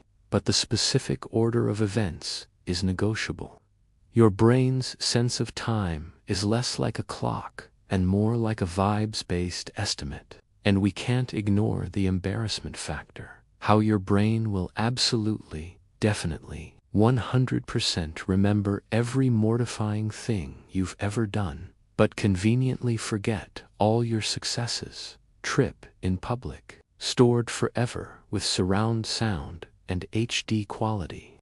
Give a great presentation. Brain goes, did we though? Your brain is apparently running a negativity bias protocol where anything cringy gets premium archival treatment, while victories get filed under "oppably fine, don't need to think about this again." The comedy of your brain's hoarding system is that it's simultaneously doing something incredibly complex and sophisticated, while also being completely ridiculous. It can store billions of pieces of information, create intricate associative networks, reconstruct experiences on demand, and maintain your sense of continuous identity across decades. But it also decided that the entire jingle from that one local furniture store commercial from 1987 needed permanent storage space. 877 cache. Now thanks, brain. Really needed that one. Here's a curious thing about advertising jingles and memory. They specifically designed to exploit your brain's tendency to remember rhythmic, repetitive, emotionally engaging information. So it's not entirely your brain's fault that it hoarded. Break me off a piece of that KitKat bar while forgetting important tax deadlines. Your brain was literally being hacked by advertising professionals who understand neural mechanisms better than you do. You never stood a chance. But here's the beautiful part of all these errors and oddities. They make you human. A perfect memory system would be boring, predictable, machine-like. Your gloriously imperfect, occasionally hilarious, deeply weird memory collection is what makes you interesting. It's the source of inside jokes, of remember when we thought stories, of shared confusion about whether something actually happened or you all just convinced each other it did. The squirrel sometimes buries nuts in the same spot twice. Sometimes it forgets it already ate from that hiding place. Sometimes it buries an acorn, finds a pine nut, and goes close enough. Your brain does the same thing, approximate, good enough, functionally useful, even when technically wrong. And somehow, despite all the errors, all the confusion, all the misfilings and false memories and forgotten important details, you navigate your life successfully. You maintain relationships. You learn and grow. You become who you're becoming. The comedy of memory is ultimately a comedy of being alive, being human, being blessed and cursed with a brain that tries so hard, means so well, and occasionally forgets what it was doing, mid-thought, like a character in a sitcom who walks into a room and stands there looking confused while the laugh track plays, and you breathe, laughing gently at your beautifully ridiculous brain. There's a particular kind of memory that your brain hoards with special tenderness, the nostalgic ones. Not just any memory, but specifically those that carry the warm, bittersweet ache of time past, of younger versions of yourself, of moments that felt ordinary then, but precious now. Your brain curates a whole section of the hoard devoted to this particular flavor of remembering. Nostalgia is memory with a specific emotional coating, part longing, part appreciation, part gentle sadness. It's your brain looking back at the past through a soft focused lens, highlighting the good parts, blurring the difficult parts, creating a version of history that feels golden, safe, simpler than it probably was. And here's the thing, this isn't deception. This is your brain giving you a gift. Think about the memories that make you nostalgic. Probably not the objectively best moments of your life, but rather the ordinary ones that carried a particular quality of being fully alive, fully present, fully yourself. Summer afternoons that seemed to last forever. The smell of your grandmother's kitchen. Saturday morning cartoons with a bowl of cereal. Walking home from school. These weren't peak experiences at the time, but looking back, they feel sacred. Some psychologists argue that nostalgia serves an important psychological function. It provides comfort during difficult times, reminds us of our capacity for joy, connects us to our younger selves, creates continuity across our lifespan. When life feels hard, your brain can pull out nostalgic memories like a comfort blanket, wrapping you in the warmth of remember when things felt safe. You've felt that before. You can feel it again. Here's a curious thing about nostalgic memories. They tend to be from late childhood through early adulthood. That period researchers call the reminiscence bump. Not because those years were objectively better, but because that's when you were forming your identity, having formative experiences, creating the template for who you'd become. Your brain hoards those years extra carefully because they were foundational. You probably don't get nostalgic about last Tuesday, even if last Tuesday was objectively pleasant. Nostalgia requires distance, requires the passage of enough time that the memory has acquired that golden patina, that soft glow. It's like wine. Some experiences need to age before they develop their full nostalgic flavor. Give it 10, 20, 30 years, and ordinary moments become extraordinary in retrospect. The brain's nostalgia hoard has some interesting quirks. For one, it's highly selective. You remember the good stuff with disproportionate clarity, while the boring or difficult parts fade faster. This isn't dishonest. It's actually adaptive. Remembering that your childhood summers were magical is more useful than remembering every mosquito bite and bored afternoon. The emotional essence matters more than photographic accuracy.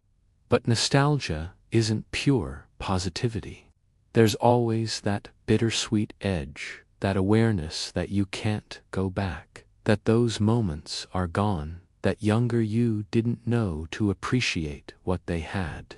Some researchers study the emotional complexity of nostalgia and find it one of the few emotions that is simultaneously positive and negative, sweet and sad, warming and aching all at once. Here's a curious thing about nostalgic triggers. They're almost always sensory. A song from high school instantly transports you back to your parents' driveway, sitting in your first car, feeling invincible and terrified simultaneously. The smell of Play-Doh brings back kindergarten with visceral clarity. The taste of a specific candy recreates the feeling of being 7 years old at your grandparents' house. Your brain filed these sensory details specifically for nostalgic retrieval. And can we talk about the absurdity of what makes us nostalgic? You get misty-eyed about dial-up internet sounds, about the experience of rewinding VHS tapes, about having to actually call someone's landline and ask their parent if they could come to the phone. These were objectively annoying inconveniences at the time, but now, pure nostalgia. Your brain looked at technological frustration and said, yes, this is treasure. We're keeping this forever as a fond memory.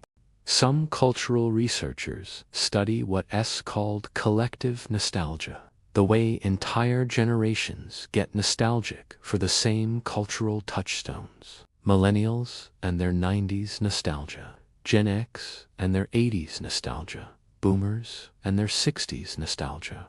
Each generation hoards its formative era, creates a shared museum of remember when, uses nostalgia as a bonding mechanism. You can immediately connect with someone your age by referencing the right nostalgic trigger. Oh, you remember that too. The nostalgia hoard also reflects what you valued without knowing you valued it. You didn't consciously appreciate slow summer days when you had them. You were just living them, sometimes bored, sometimes restless. But your brain was recording them anyway, filing them under quality of life markers, preparing them for later nostalgic retrieval. When life gets fast, and you need to remember what slowness felt like, here's a curious thing about nostalgia and age. It gets more intense as you get older, partly because you have more past to be nostalgic about, but also because the brain's balance shifts over time, less focused on future planning, more focused on past appreciation. Older adults spend more time in nostalgic memory, not because they re-stuck in the past, but because their brains are doing important work of life review, meaning-making, legacy construction. Your brain is building your life story, partly through strategic nostalgia, selecting which memories to highlight, which moments to frame as significant, which experiences to hold up as this was me, this was my life, this mattered. The nostalgic hoard becomes the evidence you present to yourself and others about who you were, what you experienced, what it meant to be you. But here's the slightly troubling part. Nostalgia can become a trap if you get stuck there. If the past starts seeming better than the present, if you spend more time looking backward than forward, your brain's nostalgic collection is meant to be visited occasionally, not lived in permanently. It's a museum you walk through sometimes, not a house you move into. Some therapists help people balance nostalgic appreciation with present engagement. The goal isn't to stop being nostalgic. That would be losing something valuable. The goal is to appreciate the past without being imprisoned by it, to remember without resenting the present for not being identical to memory. The squirrel doesn't get nostalgic about acorns from previous seasons. It's too busy dealing with current nuts. But you're blessed and cursed with a brain that can span time, that can hold past and present simultaneously, that can look back while moving forward. The nostalgic hoard is part of what makes you human, what gives your life depth and texture and continuity. And tonight, as you lie here, you're adding to tomorrow's nostalgia. Right now might feel ordinary, might feel like just another night, just another moment. But your brain is filing it anyway, preparing it, knowing that someday, maybe years from now, tonight, might acquire that golden glow, might become one of those memories you pull out and examine with tender appreciation. What feels mundane now becomes precious later. What you're living today becomes tomorrow's nostalgia. Your brain knows this, even if you don't, and it's hoarding accordingly. Preparing the collection you'll draw comfort from in future years, when you need reminding that you've lived, that you've been young, that you've had moments worth missing, and you breathe, grateful for the golden glow of memory. Here's something your brain is doing right now, in this very moment. It's preparing today to become nostalgia. It's filing away the ordinary details of right now, how your pillow feels, what the light in your room looks like, how tired you are, what you're rethinking about, and storing them for some future version of you who will look back on this time with that particular warm ache of recognition. You can't feel it yet. Right now is just now. Ordinary, immediate, sometimes boring, sometimes uncomfortable, definitely present. But your brain is already treating it like future treasure, already preparing these moments for that soft focus treatment, already knowing that ordinary is what becomes precious given enough time. Think about how this works backwards. The moments you're currently nostalgic about, those lazy summer afternoons, those road trips with friends, those ordinary family dinners, they didn't feel particularly special at the time. You were just living them, just existing in them, probably sometimes wishing time would move faster, wishing you were older, wishing you were somewhere else. And now, you'd give anything to return to them, even for an hour. Some psychologists argue that this is the paradox of nostalgia. We're constantly wishing time away, wanting to get to the next thing, the next stage, the next achievement. And then we spend the rest of our lives wishing we could go back to the moments we rushed through. Your brain knows this. It's smarter than your conscious wishes. It hoards the ordinary moments, despite your protestations, that they're boring, that nothing's happening, that you can't wait for something to change. Here's a curious thing about present moment awareness. When you're fully present, when you're really here in this moment, you're actually helping your brain create richer memories for future nostalgia. Attention during encoding leads to more detailed storage. The more present you are now, the better the memory will be later. It's like you're creating a gift for your future self. But there's a paradox here too. You can't be present while thinking about creating future memories. That's not presence, that's performance. The best future nostalgia comes from moments when you weren't thinking about future anything, when you were just genuinely here, genuinely engaged, genuinely alive in the experience without metacognition about its memory potential. Your brain handles this paradox by operating on multiple levels simultaneously. Your conscious awareness can be fully present while your unconscious memory systems are busy filing, storing, preparing. You don't have to think about remembering for your brain to remember. In fact, thinking about it too much might actually interfere. Just be here. Your brain will handle the archival work. Think about the ordinary details of your current life that will probably become nostalgic in 20 years. The route you drive to work, the coffee shop you frequent, the way your current home looks, the friends you see regularly, your daily routines.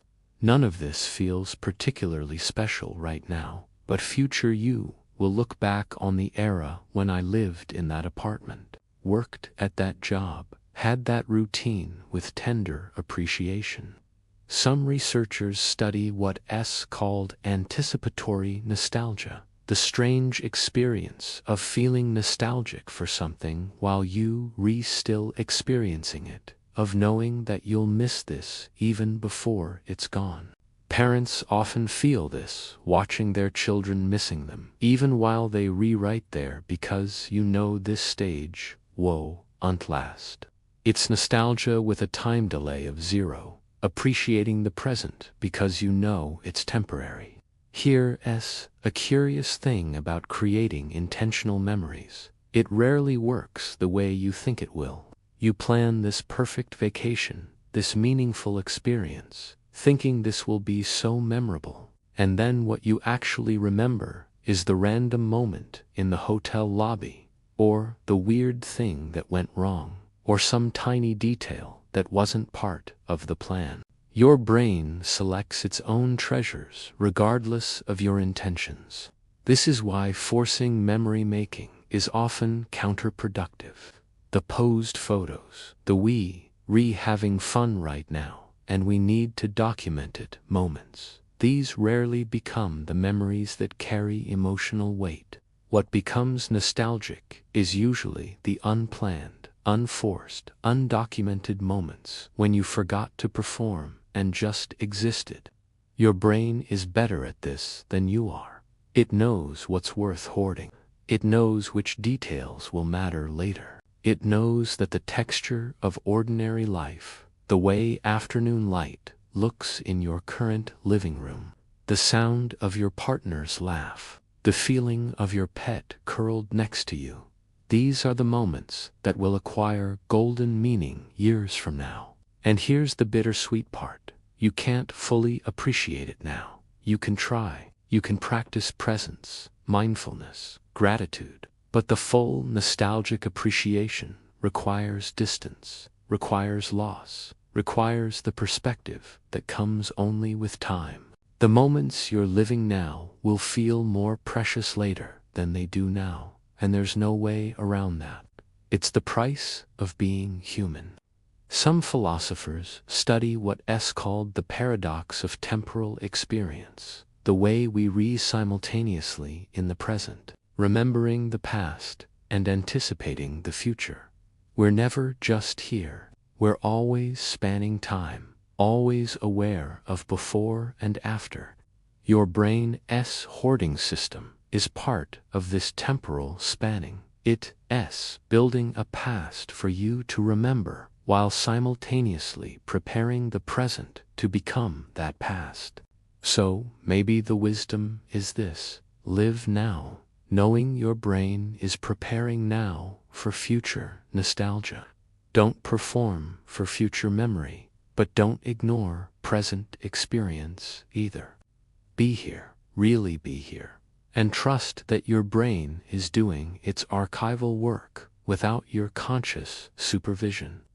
The squirrel doesn't think about future winters while burying nuts. It just buries them, trusts the system, lives its squirrel life. You can do the same. Live your human life. Be present in these ordinary moments. Let your brain do its hoarding work. And someday, when you're older and look back on this time, on this night, on this moment of lying here reading about memory while preparing for sleep, maybe this too will acquire that golden glow. Maybe future you will think, remember when I used to read before sleep. Remember how my room looked then. Remember that time in my life. Your brain is preparing that memory right now. It's filing the sensory details, the emotional context, the general vibe of this moment. It's creating tomorrow's nostalgia from today's ordinary. And that's beautiful, really, that nothing is wasted, that even boring Tuesday nights become treasure given enough time, that your brain loves you enough to hoard every moment on the chance that someday you'll want to remember what it felt like to be you right now, exactly as you are and you breathe, creating tomorrow's golden memories today. Your memory isn't just a collection of experiences. It's also a narrative, a story you're constantly telling yourself about who you are, where you came from, what matters. And here's the slightly unsettling truth. You're not just remembering your life story. You're actively constructing it, editing it, revising it with every act of recall. Your brain is both historian and novelist, recording facts while also writing fiction. The story version of your life, the coherent narrative you detail someone if they asked. So tell me about yourself. That's not quite the same as the actual sequence of events you lived. It's been organized, edited, given a through line, made to make sense in ways that real life rarely makes sense in the moment. Your brain looked at the chaos of lived experience and said, okay, let's make this into a story with themes and character development and a narrative arc. Some psychologists argue that this narrative construction is essential for psychological health. Humans are story-making creatures. We need our lives to feel like stories, to have meaning and direction and coherence. A life that's just one random thing after another feels unbearable. So your brain does you the favor of constructing narrative, of creating through lines, of making it all feel like it's leading somewhere. Here's a curious thing about life narratives. They change over time. The story you tell about your life at age 20 is different from the story you tell at 40 or 60. Same facts, different interpretation. Events that seemed crucial at 20 fade into background by 60. Details you barely noticed at the time become central to the later version of the story. Your brain is constantly re-editing, constantly revising, constantly updating the narrative to fit your current self-understanding. Think about how you explain your own past. You've probably got a few key stories you tell: the time you did that thing, the reason you chose this career, how you met your partner, why you moved to this city. These stories have been polished through repetition, simplified for telling, shaped to have a point. They're memory, yes, but they're also performance, narrative, meaning-making. And here's where it gets weird. The more you tell these stories, the more the story version replaces the actual memory. You're not remembering the event anymore. You're remembering the last time you told the story about the event. The narrative has become the memory. Your brain essentially went, well, we've got this nice, clean version of events that makes sense. Let's just save that instead of the messy original. Some memory researchers study what's called story drift, the way narratives change subtly with each retelling, picking up new details, losing old ones, shifting emphasis, until the story you're telling is quite different from the story you started with.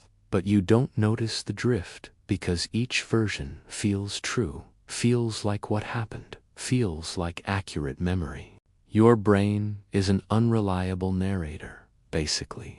It means, well, it's trying to help you make sense of your life. But it's not above a little creative editing, a little plot smoothing, a little character development that makes past you more consistent than you probably were.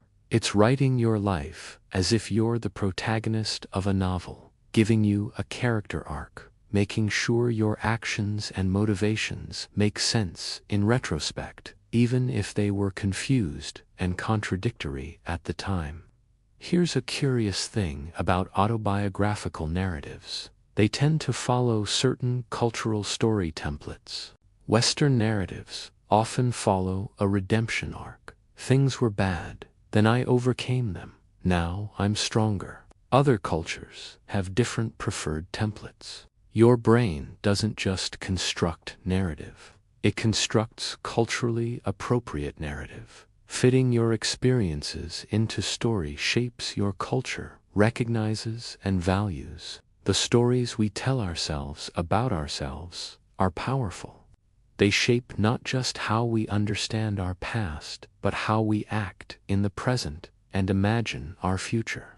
If your life story is I'm someone who overcomes challenges, you'll approach new challenges differently than if your story is bad things always happen to me. Same facts, different story, different impact on your life. Some therapists work specifically with narrative therapy, helping people identify the stories they retelling about themselves and consider whether those stories are serving them.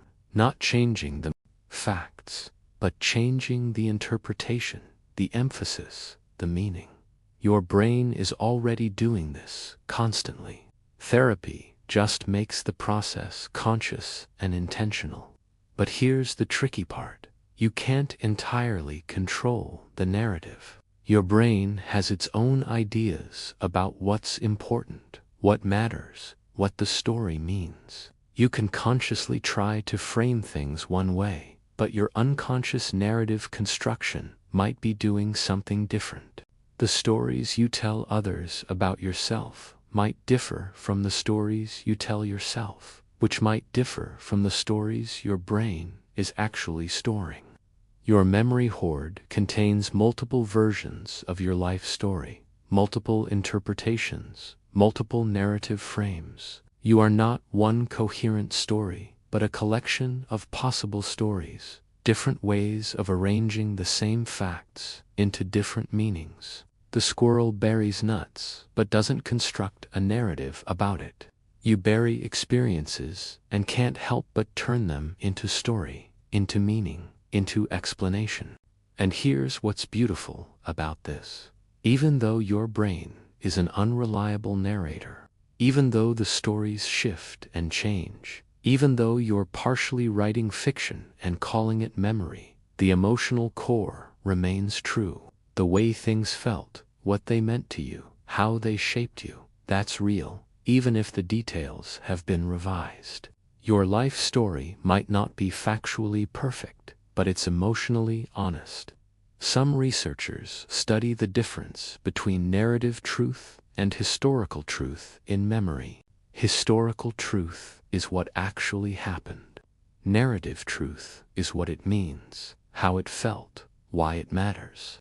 Your brain prioritizes narrative truth, sometimes at the expense of historical accuracy. And honestly, that might be the right priority. A perfectly accurate but meaningless record of events wouldn't help you live your life.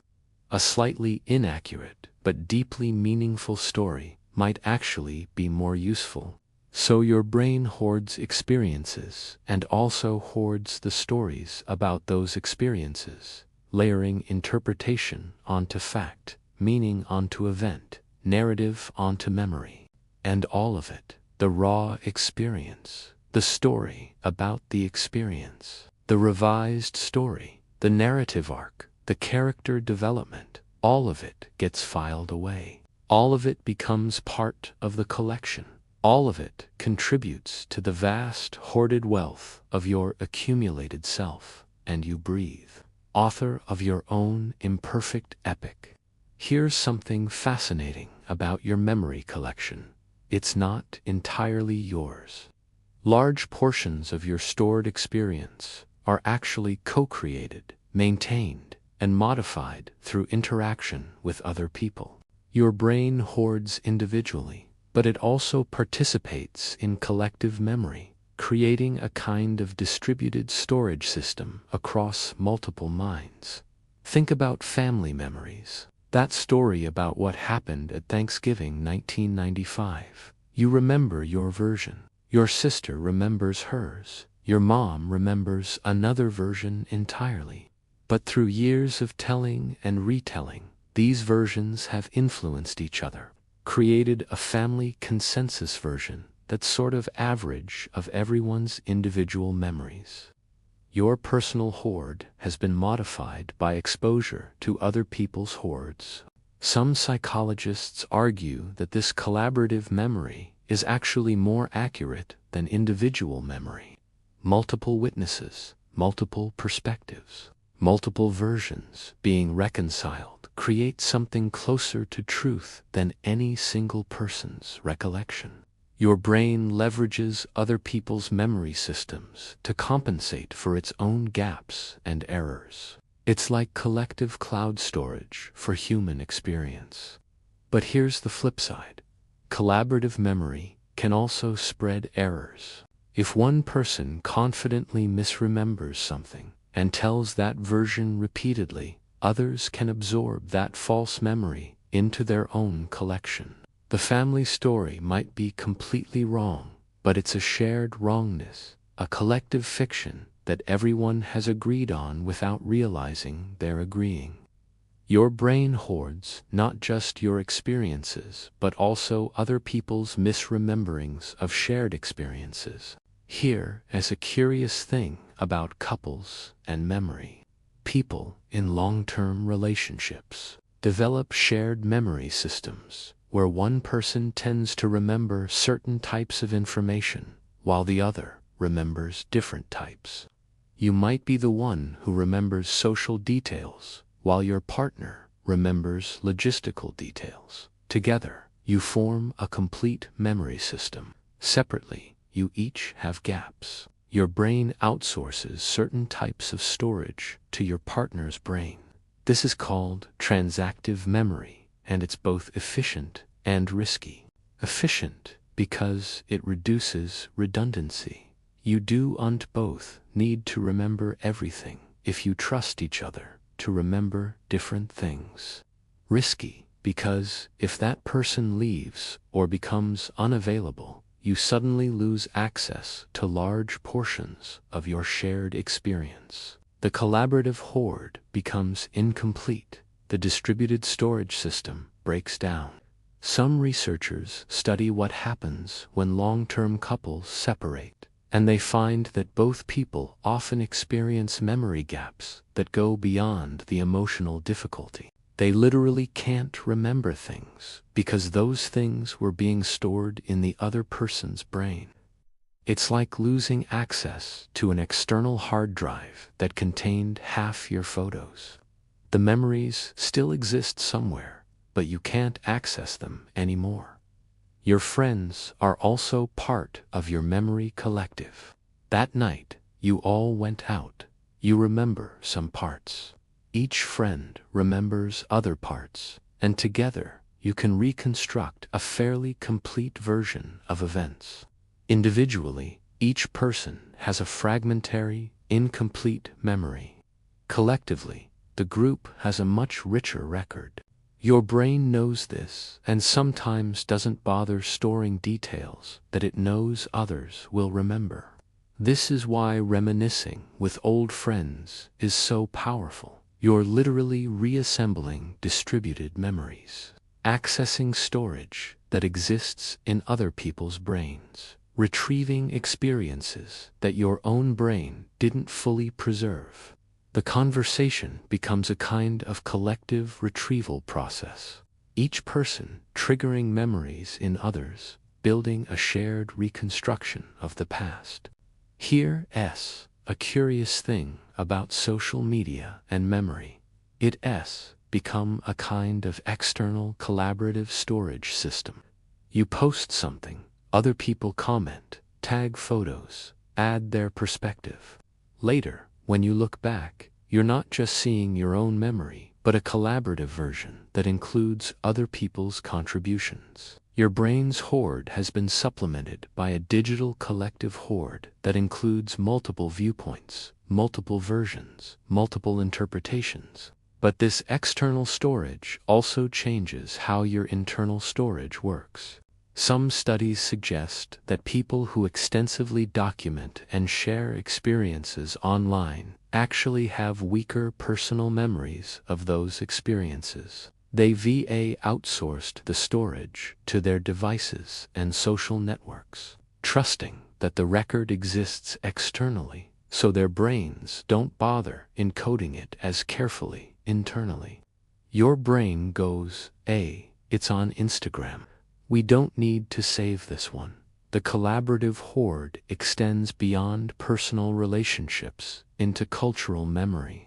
You carry memories of historical events you didn't personally witness, minus 9/11s, the moon landing, major cultural moments maintained through collective retelling, through media, through shared narrative. These aren't personal memories, but they're stored in your brain alongside personal ones, contributing to your sense of the times you've lived through, the world you've inhabited. Some sociologists study how societies remember and forget collectively, how certain events become central to cultural memory, while others fade. Your individual brain participates in these collective processes, hoarding what the culture says is worth remembering, sometimes at the expense of personal experience that doesn't fit cultural narratives. Your memory system is permeable, influenced by every conversation, every shared photo, every family story, every cultural narrative. You're hoarding experiences in dialogue with others who are hoarding their versions of the same experiences. The result is a kind of distributed storage network where everyone holds pieces. No one has the complete picture. And the truth, if there is one, exists somewhere in the collective hoard rather than any individual mind. This makes you less autonomous than you might think, but also less alone. Your memories aren't just yours. They're co-created, maintained through relationship, sustained through connection. The squirrel hoards alone. You hoard in community, in dialogue, in collective processes that span multiple minds and multiple lifetimes. And tonight, as you prepare for sleep, you're not just filing today's experiences in your own mental storage.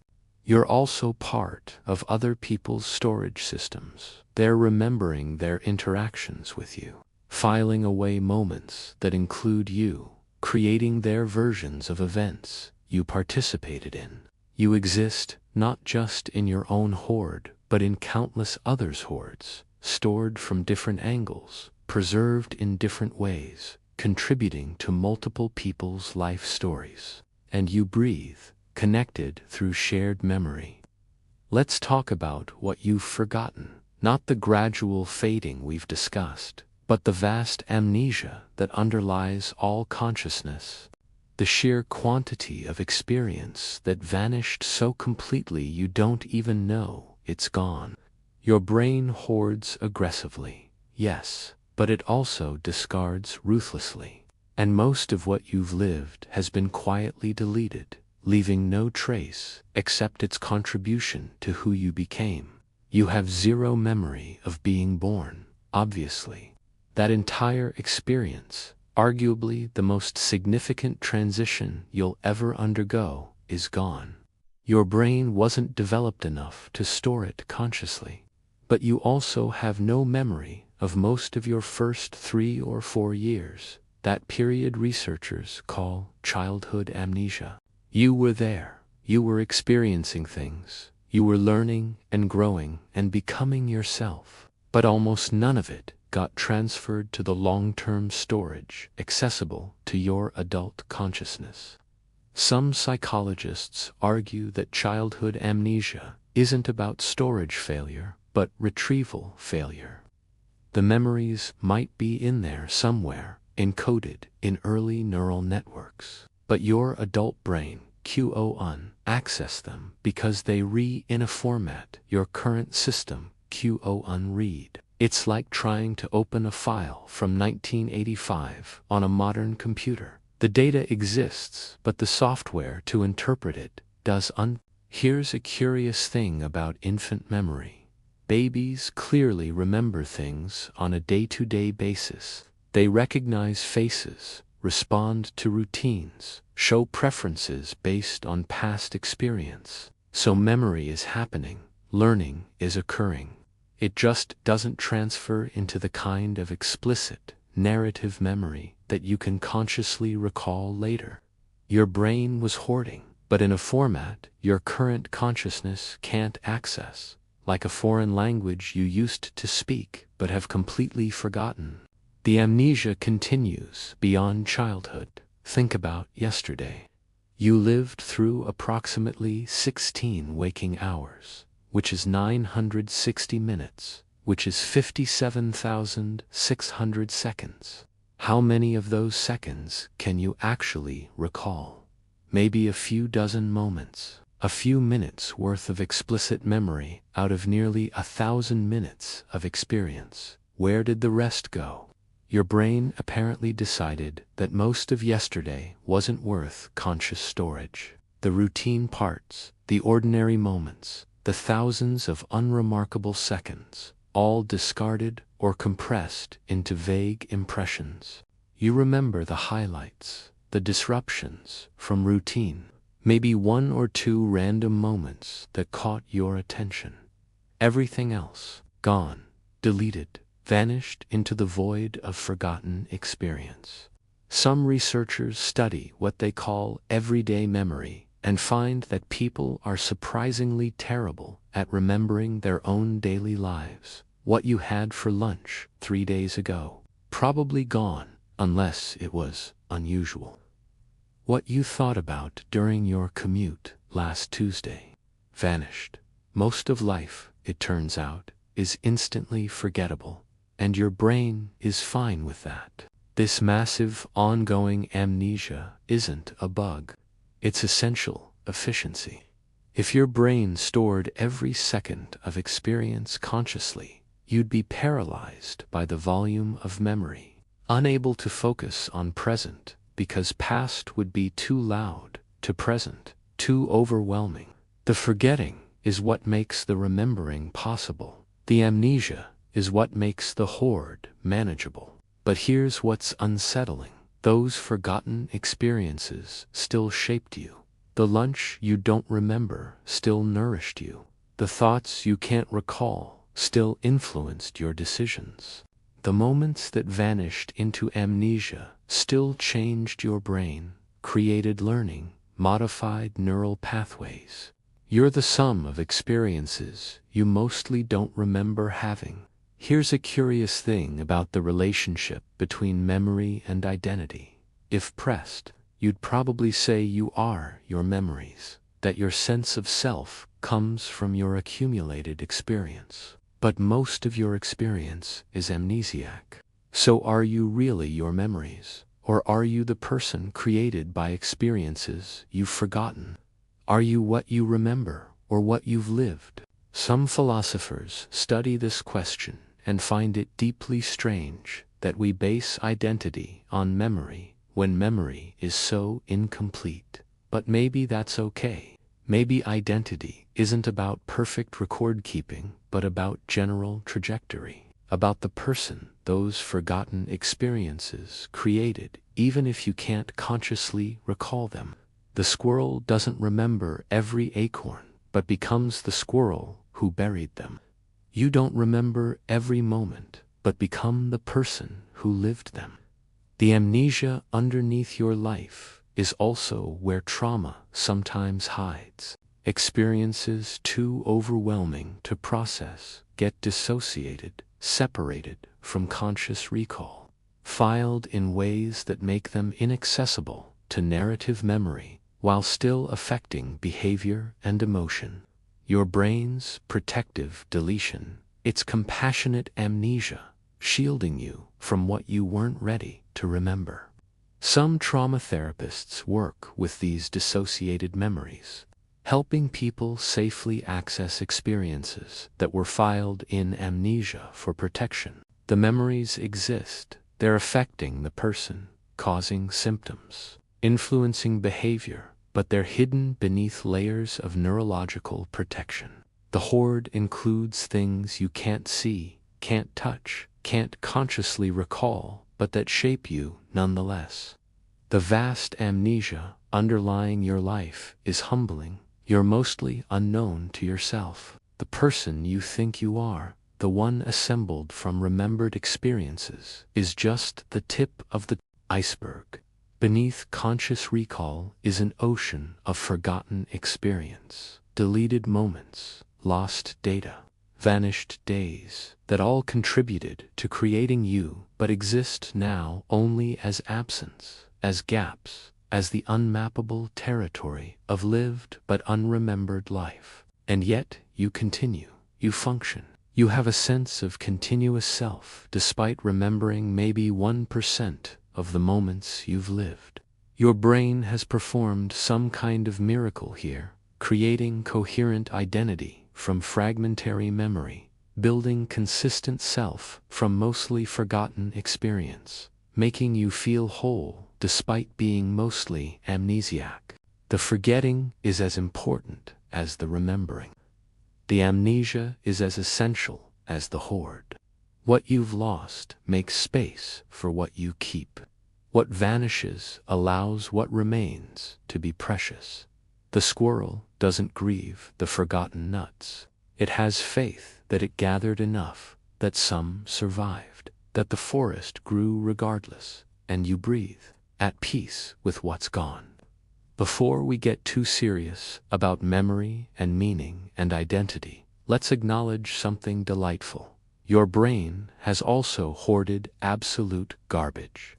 Useless trivia, random facts, completely pointless information that serves no purpose except to occasionally delight you with its existence. Welcome to your brain's gift shop, full of tchotchke, novelties, and items you didn't know you needed but can't imagine living without. You know the lyrics to the Pikmin theme song. You know that mitochondria are the powerhouse of the cell. You know that the plastic tips on shoelaces are called a glaze. Thanks, Phineas and Ferb.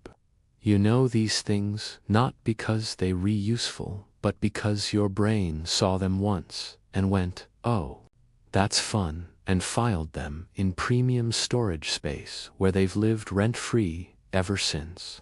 Some psychologists argue that this trivia hoarding is actually a feature of human intelligence, the ability to find interest in random information, to collect knowledge for its own sake, to be curious about things that have no immediate practical application.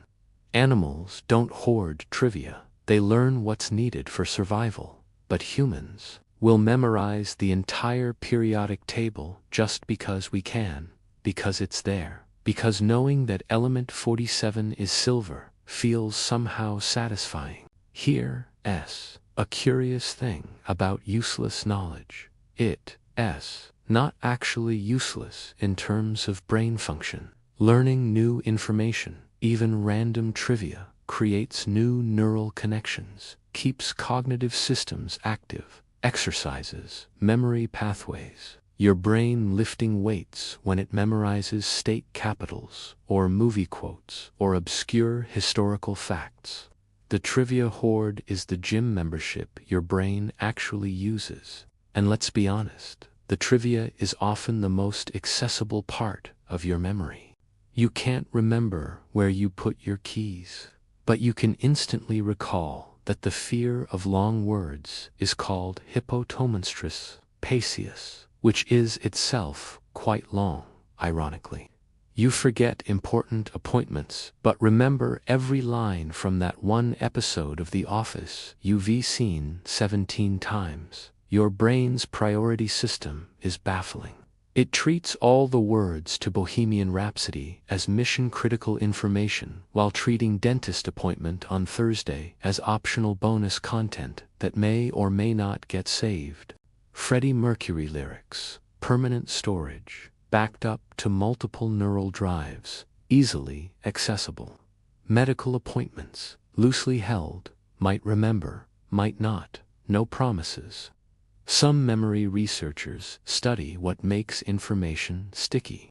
Why some things get remembered easily, while others require enormous effort, and honestly, we still don't fully understand it.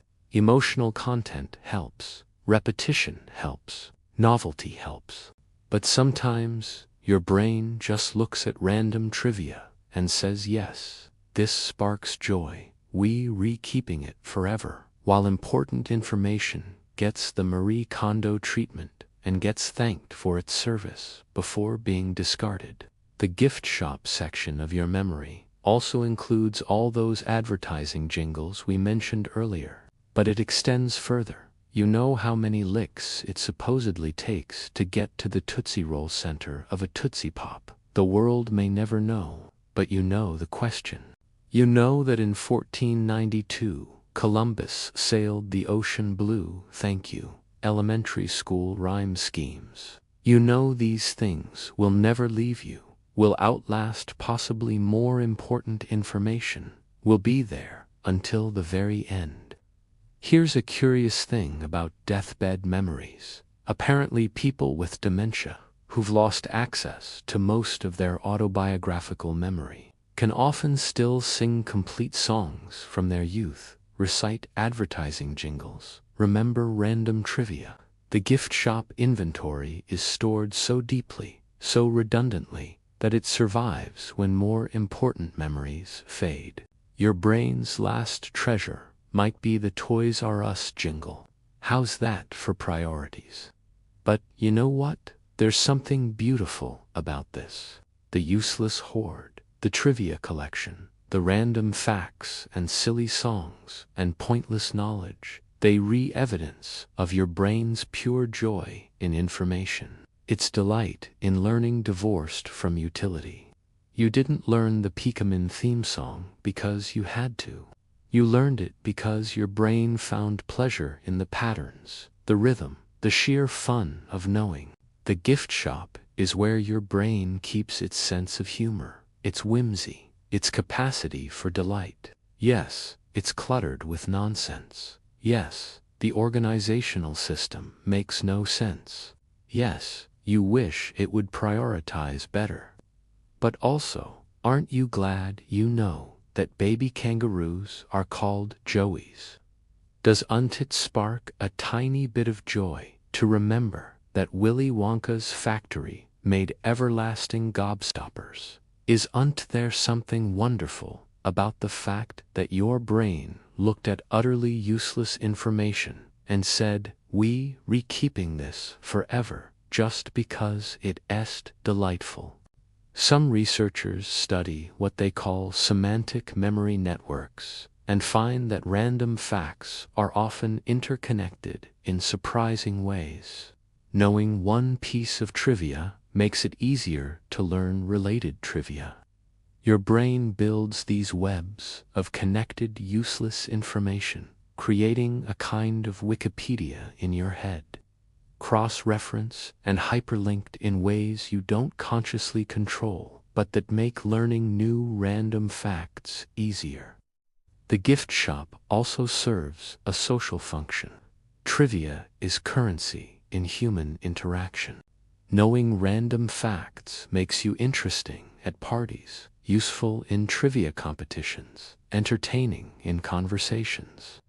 Did you know that honey never spoils? Is not useful information for survival, but it's great for bonding, for sharing, for creating moments of, oh wow, really, with other people. Your brain hoards trivia partly because humans are social creatures who use shared knowledge as bonding mechanism. And let's not underestimate the power of being right about random things. When someone says, "What's the capital of Mongolia?" and you can confidently answer, "Ulaanbaatar," there's a little dopamine hit there. A tiny reward for having hoarded that useless fact. A satisfaction in knowing something obscure.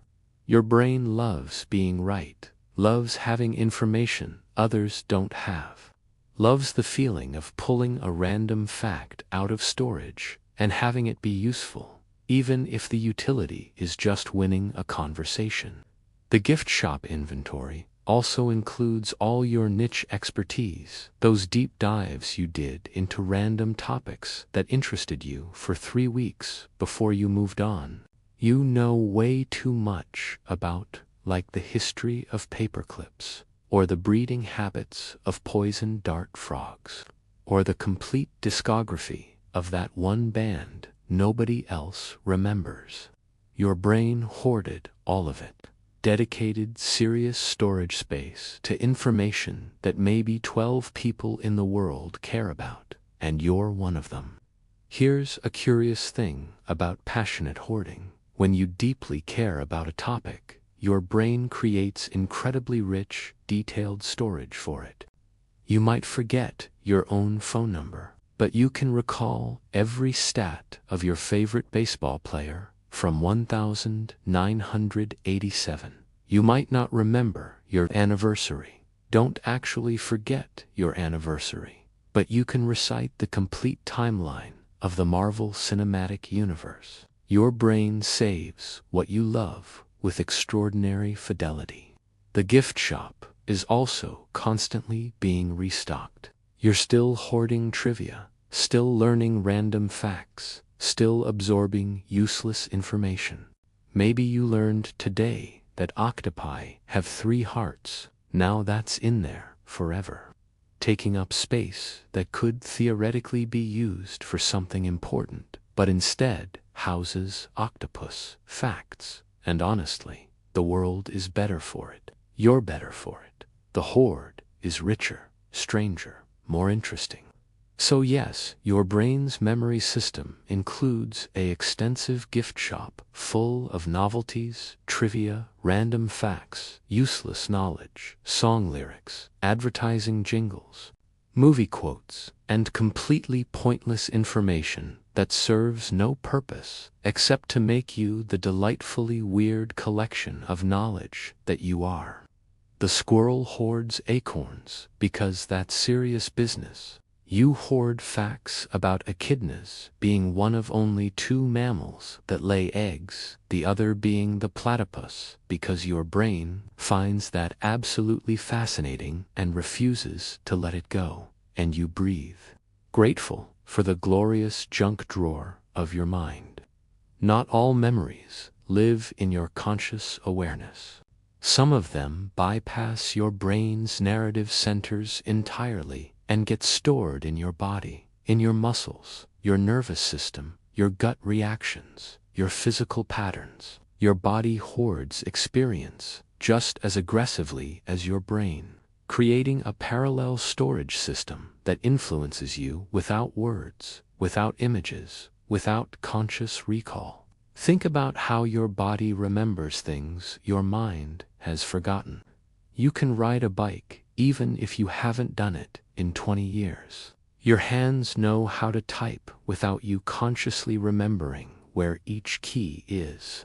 Your body remembers how to swim, how to dance to that one song, how to catch a ball, all without conscious instruction.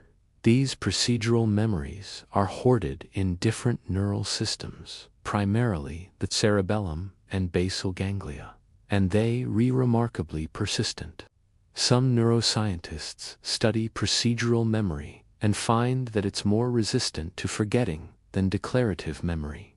You might not remember learning to ride a bike, but your body remembers how. The muscles remember. The balance systems remember. The coordination patterns are deeply encoded, protected from the normal decay that affects narrative memory. Your body is a hoarder that never forgets its skills.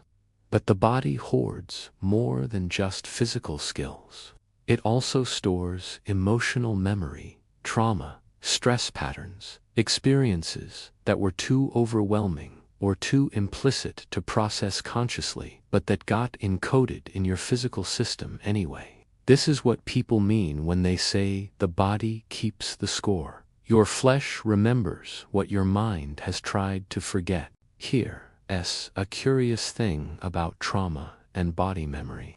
People who experienced traumatic events often have physical responses to triggers even when they do unconsciously remember the trauma. Their heart rate spikes, their muscles tense, their breathing changes, the body remembering danger that the mind has suppressed or dissociated. The hoard exists in physiology, in automatic responses, in patterns of activation that bypass conscious awareness entirely.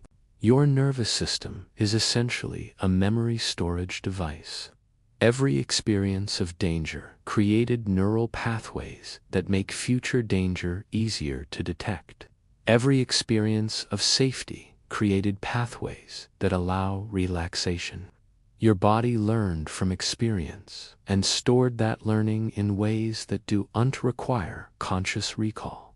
You just react automatically based on patterns established by past experience.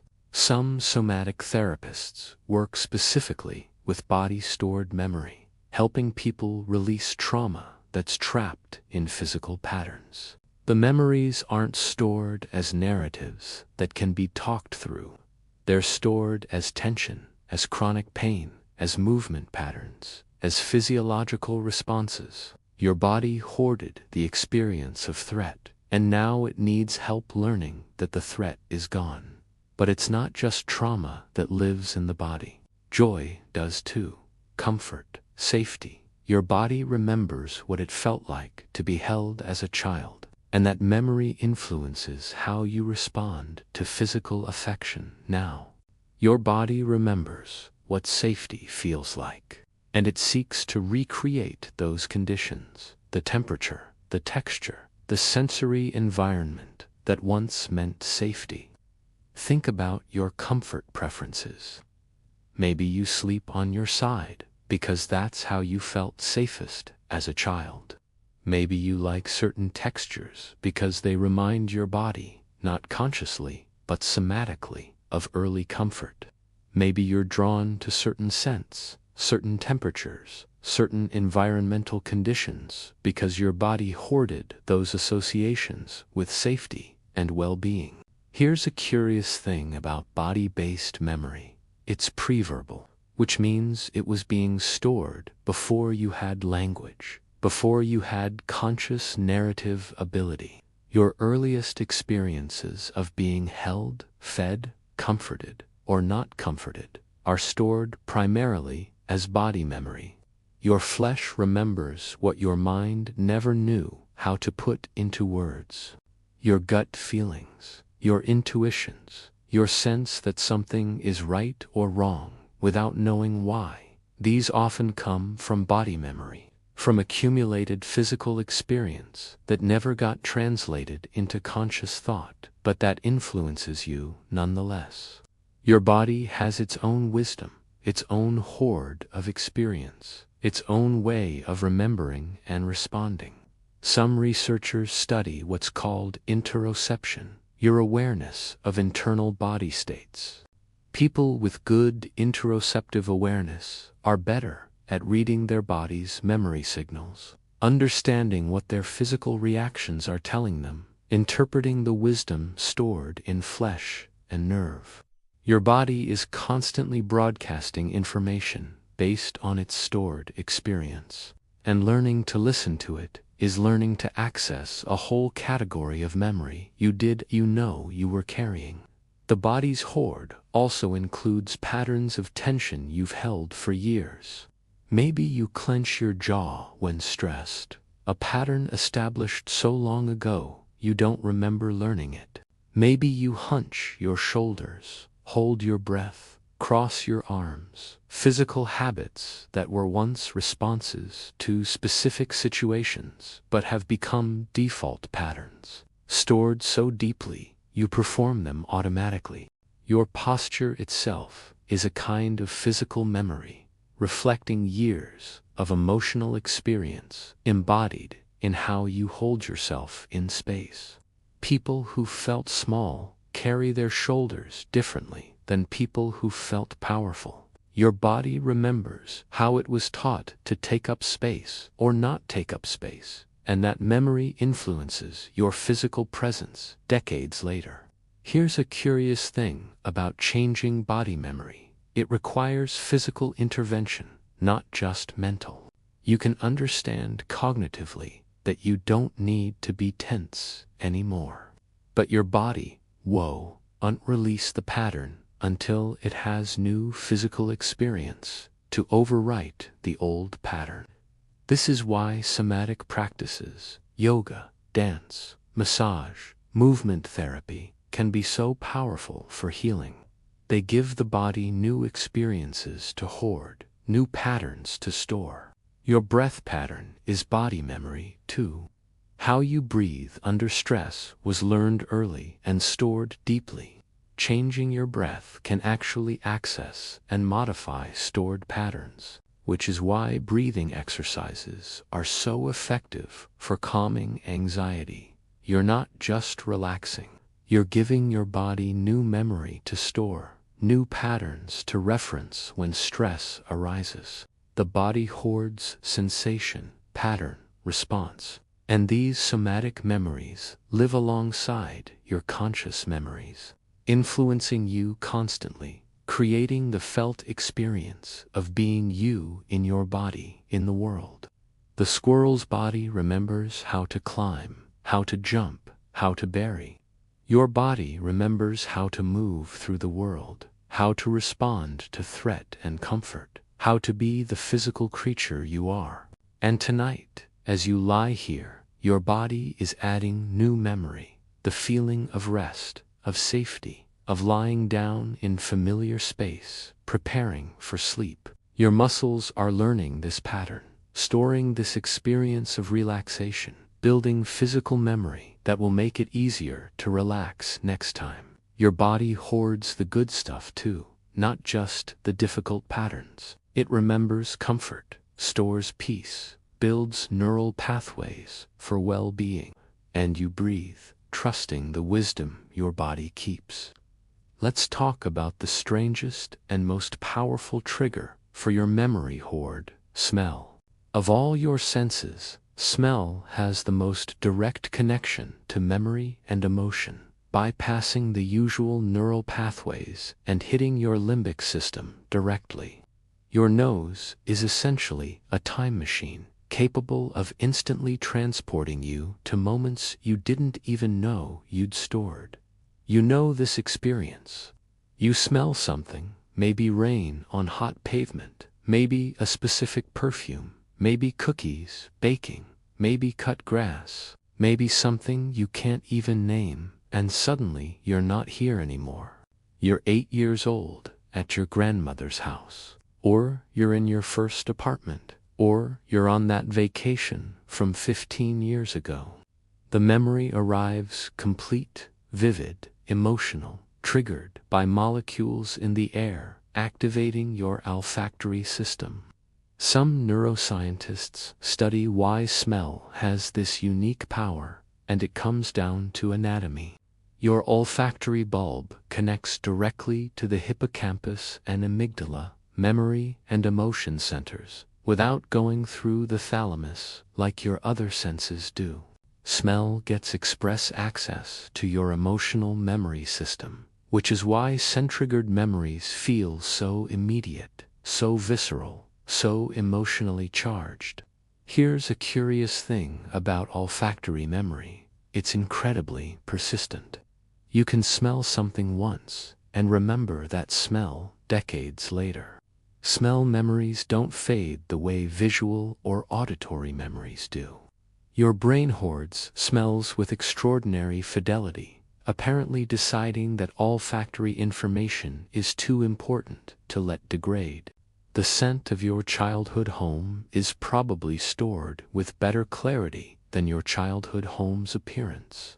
Think about the smells your brain has hoarded: your mom's perfume, your dad's aftershave, the smell of your elementary school, that particular combination of industrial cleaner, cafeteria food, paper, and child that every school somehow shares. The smell of your first car, the smell of specific people you've loved. Your brain kept all of it, filed it carefully, made it available for instant emotional recall decades later. The relationship between smell and memory is so powerful that it's called the Proust effect, named after Marcel Proust's famous passage about how the scent of a Madeleine cake soaked in tea unleashed an entire flood of childhood memories. Your brain does this constantly, stores experiences with their associated scents, then uses those scents as retrieval cues, as keys that unlock entire memory complexes. Some researchers study olfactory memory in people with amnesia and find that even when explicit memory is severely impaired, smell-triggered memories can sometimes still be accessed. The scent pathways are so deeply embedded, so fundamental, that they survive damage that destroys other memory systems. Your nose remembers when your brain can't.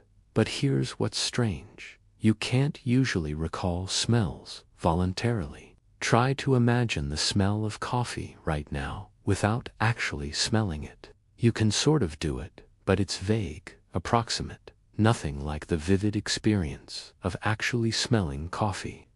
Smell memory works primarily through recognition rather than recall. You need the actual smell to trigger the stored memory. Your brain hoarded the smell, but it won't play it back on demand the way it will visual or auditory memories. This makes smell memories feel more authentic, more true, more connected to actual past experience. You can't manufacture them. You can't falsely recall a smell the way you can falsely recall an image or a conversation. When a smell triggers a memory, it feels real because it is real. You re-experiencing the same olfactory input you experienced years ago, and your brain is responding with the associated memory network. It's the closest thing you have to actual time travel. The smells your brain has hoarded create an invisible landscape of your life. Walking through the world, you're constantly passing through scent zones that trigger micro-memories, tiny activations of stored experience that you might not even consciously notice, but that contributes to your general sense of place, belonging, comfort, or discomfort. Your nose is reading the environment constantly, checking its hoard, activating relevant memories. Here's a curious thing about cultural differences in smell memory. People from different cultures hoard different smells as significant. The smell of fermented fish might trigger comfort and nostalgia for someone from Scandinavia, while seeming offensive to someone from a different food culture. Smell memory is deeply cultural, reflecting what your specific upbringing and environment taught you to pay attention to and how to interpret it. Your brain has also hoarded negative smell associations, smells connected to illness, danger, disgust. These are stored even more carefully than positive smell memories because they served evolutionary survival functions. Smell of rot meant danger. Smell of poison meant avoid. Your ancestors, whose brains carefully hoarded negative smell associations, survived better than those who didn't. So you inherited a brain that's particularly good at remembering and recognizing threatening smells. But mostly, the smell hoard is about connection, about belonging, about the deep comfort of familiar scents. The way your home smells, You don't consciously notice it because you're always there. But when you return after time away, that smell hits you like a warm hug. Your brain kept that smell filed under safety, belonging, home, and encountering it activates all those associations instantly. Some memory researchers study how smell can be used therapeutically to access difficult memories in safe contexts, or to anchor positive states that can be retrieved later.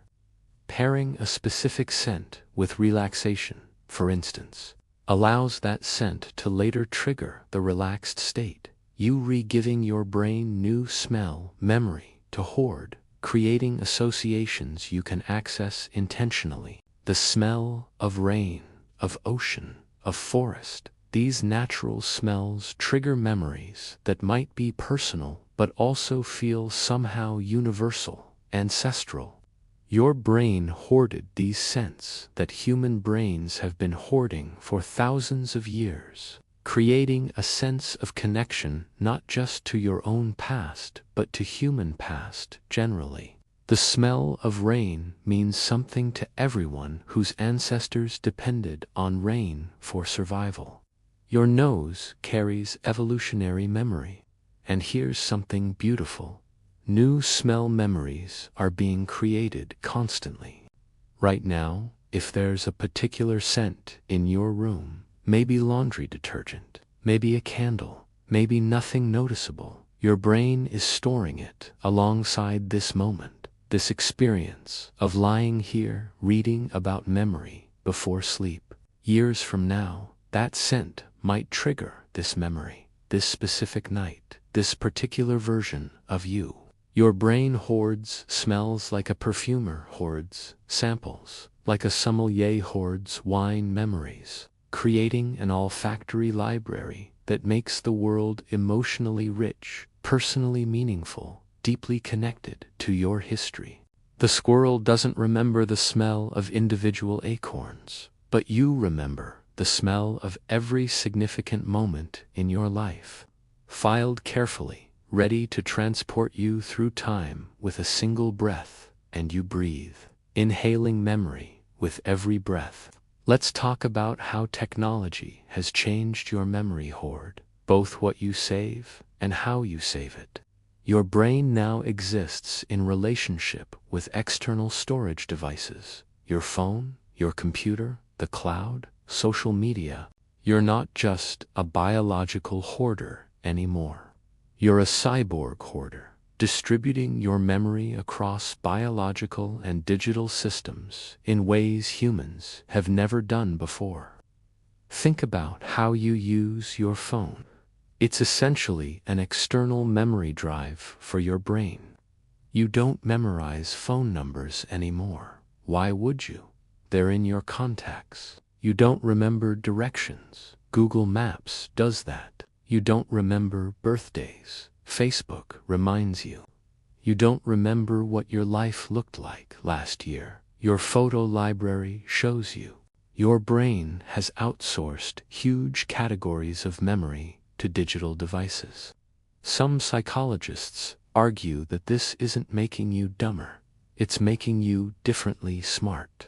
Just like writing didn't destroy memory, though ancient Greeks worried it would, digital storage doesn't destroy your brain's capacity. It just changes what your brain needs to remember. Instead of remembering facts, you remember how to access facts.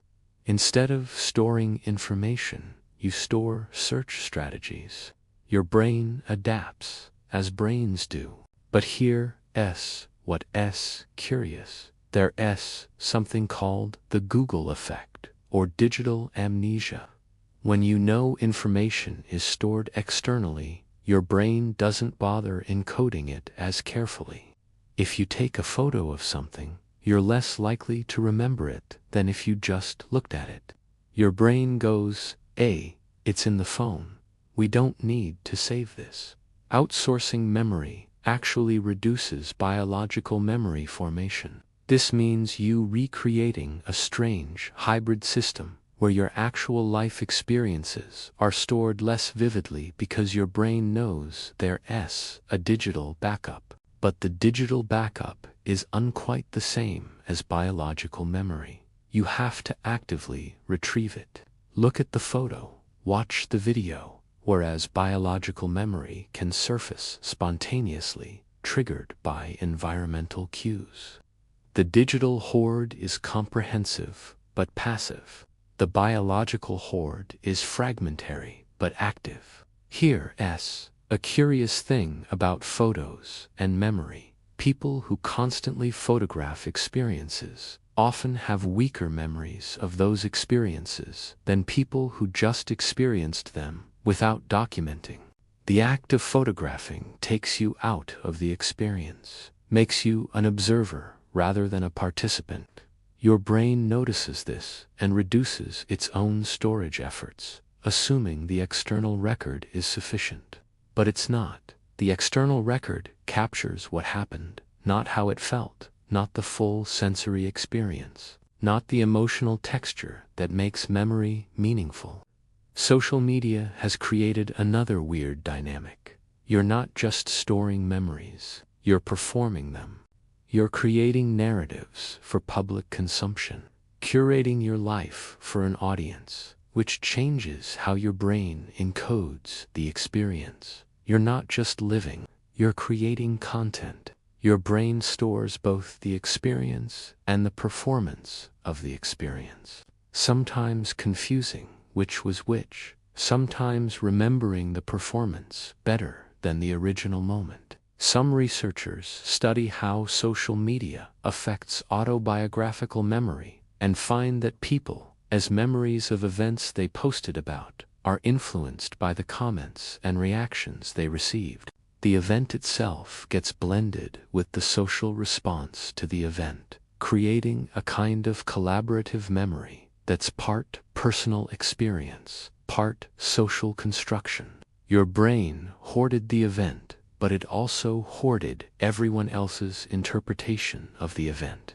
The technology has also created something new, perfect recall of things you might prefer to forget. That embarrassing thing you posted in 2009, it's still findable.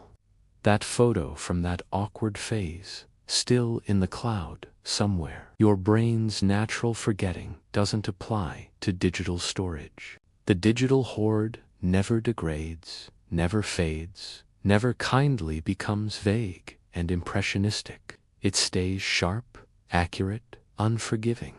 This permanent record creates pressure that previous generations never experienced.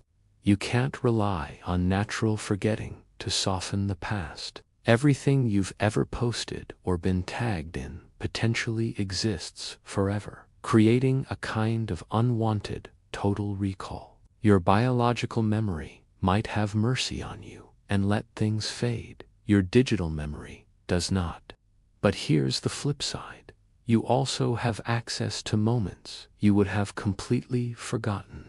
You can watch videos of yourself at age 5, read your teenage diary entries if you blogged, see photos from random Tuesday afternoons that your brain would never have stored consciously. The digital hoard supplements your biological hoard, preserving things that would have vanished into amnesia. Some memory researchers study the effect of this perfect digital recall and find it's mixed. On one hand, it's wonderful to have access to forgotten moments, to see evidence of your own history, to share memories with people who were there.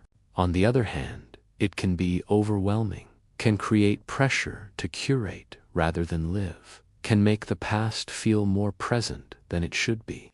Your brain is adapting to this new reality, developing new strategies for what to save biologically versus what to trust to digital storage. It's learning to navigate a world where perfect external recall is available, where you're always just a search away from any moment you've documented. The hoard is becoming distributed, hybrid, part flesh and part silicon. Here as a curious thing about GPS and spatial memory. Studies show that people who rely on GPS for navigation develop weaker spatial memory than people who navigate using landmarks and memory. Your brain notices that the external system is handling navigation, so it reduces its own internal mapping efforts. The hippocampus, which usually creates cognitive maps, gets less exercise. You're outsourcing a capacity that humans have had for thousands of years. But you're also gaining new capacities, the ability to access vast amounts of information instantly, to connect with distributed memory networks, other people's social media shared photo albums, group chats, to have perfect recall of specific moments thanks to photos and videos. The trade-offs are real, but maybe they're worth it. Maybe the future of memory is hybrid, biological, and digital, working together. The squirrel has only its brain to work with, only its biological memory to rely on. You have your brain plus a vast external memory system that extends your cognitive reach beyond anything evolution prepared you for. You're a new kind of creature, part biological hoarder, part digital hoarder, navigating the tensions between these systems, learning to use both while being fully dependent on neither. And tonight, as you prepare for sleep, your brain will do its biological filing work, regardless of what's on your phone.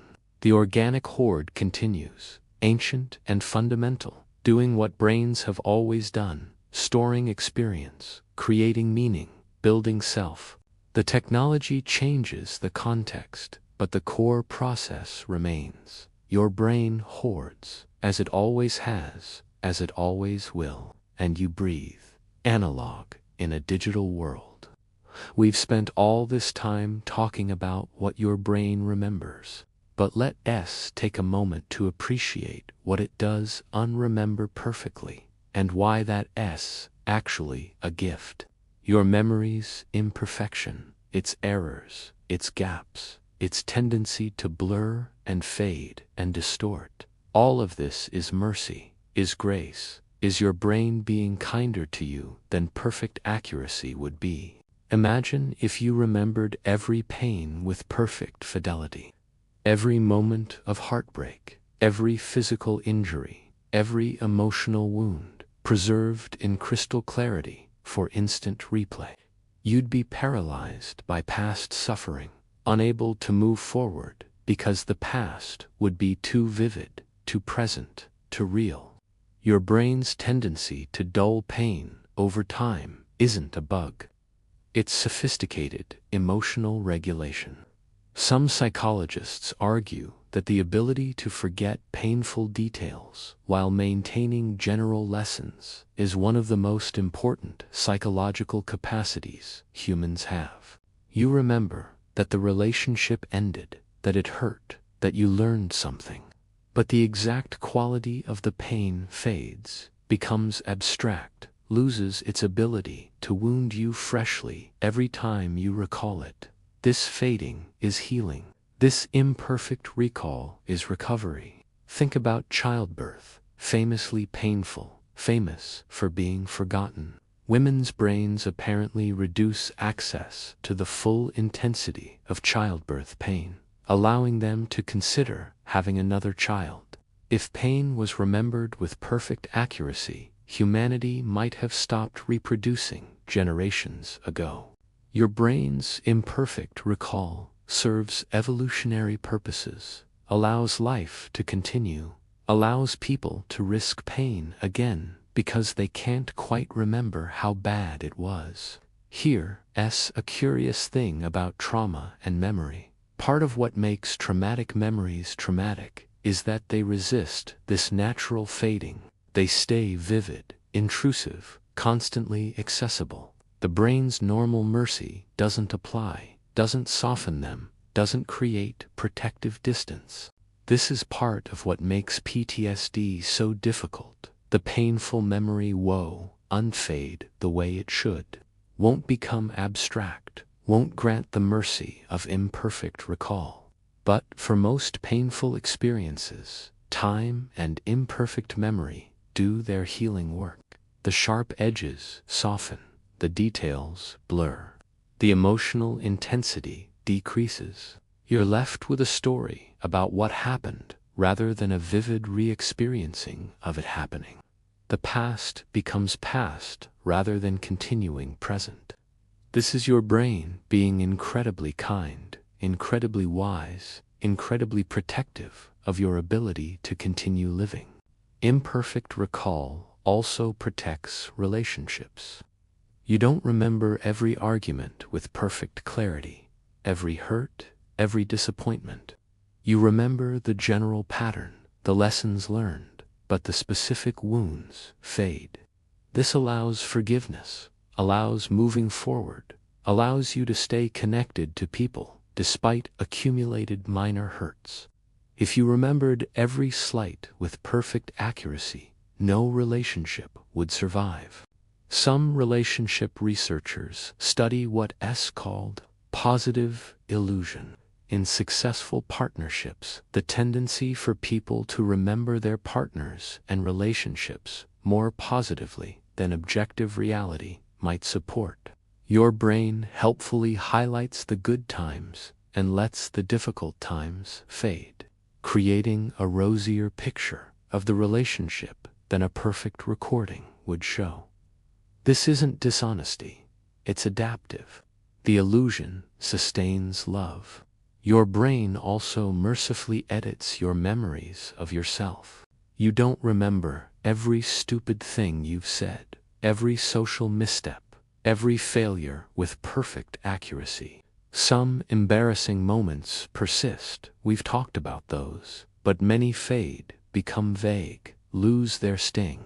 You get to become someone who has made mistakes but isn't defined by them, someone who has a past but isn't imprisoned by it. Here's a curious thing about self-serving bias in memory. People tend to remember their own contributions to success more than others' contributions, and others' contributions to failure more than their own. Your memory is protecting your ego, maintaining your self-esteem, allowing you to feel competent and worthy despite evidence that might suggest otherwise. The hoard is curated partly to keep you functional, to preserve the illusion of self that allows you to continue. The imperfection also allows reinterpretation, because memories change slightly with each recall. You can gradually shift your understanding of what happened, what it meant, how it fits into your life story. That event that felt like failure at 20 might feel like necessary learning experience at 40.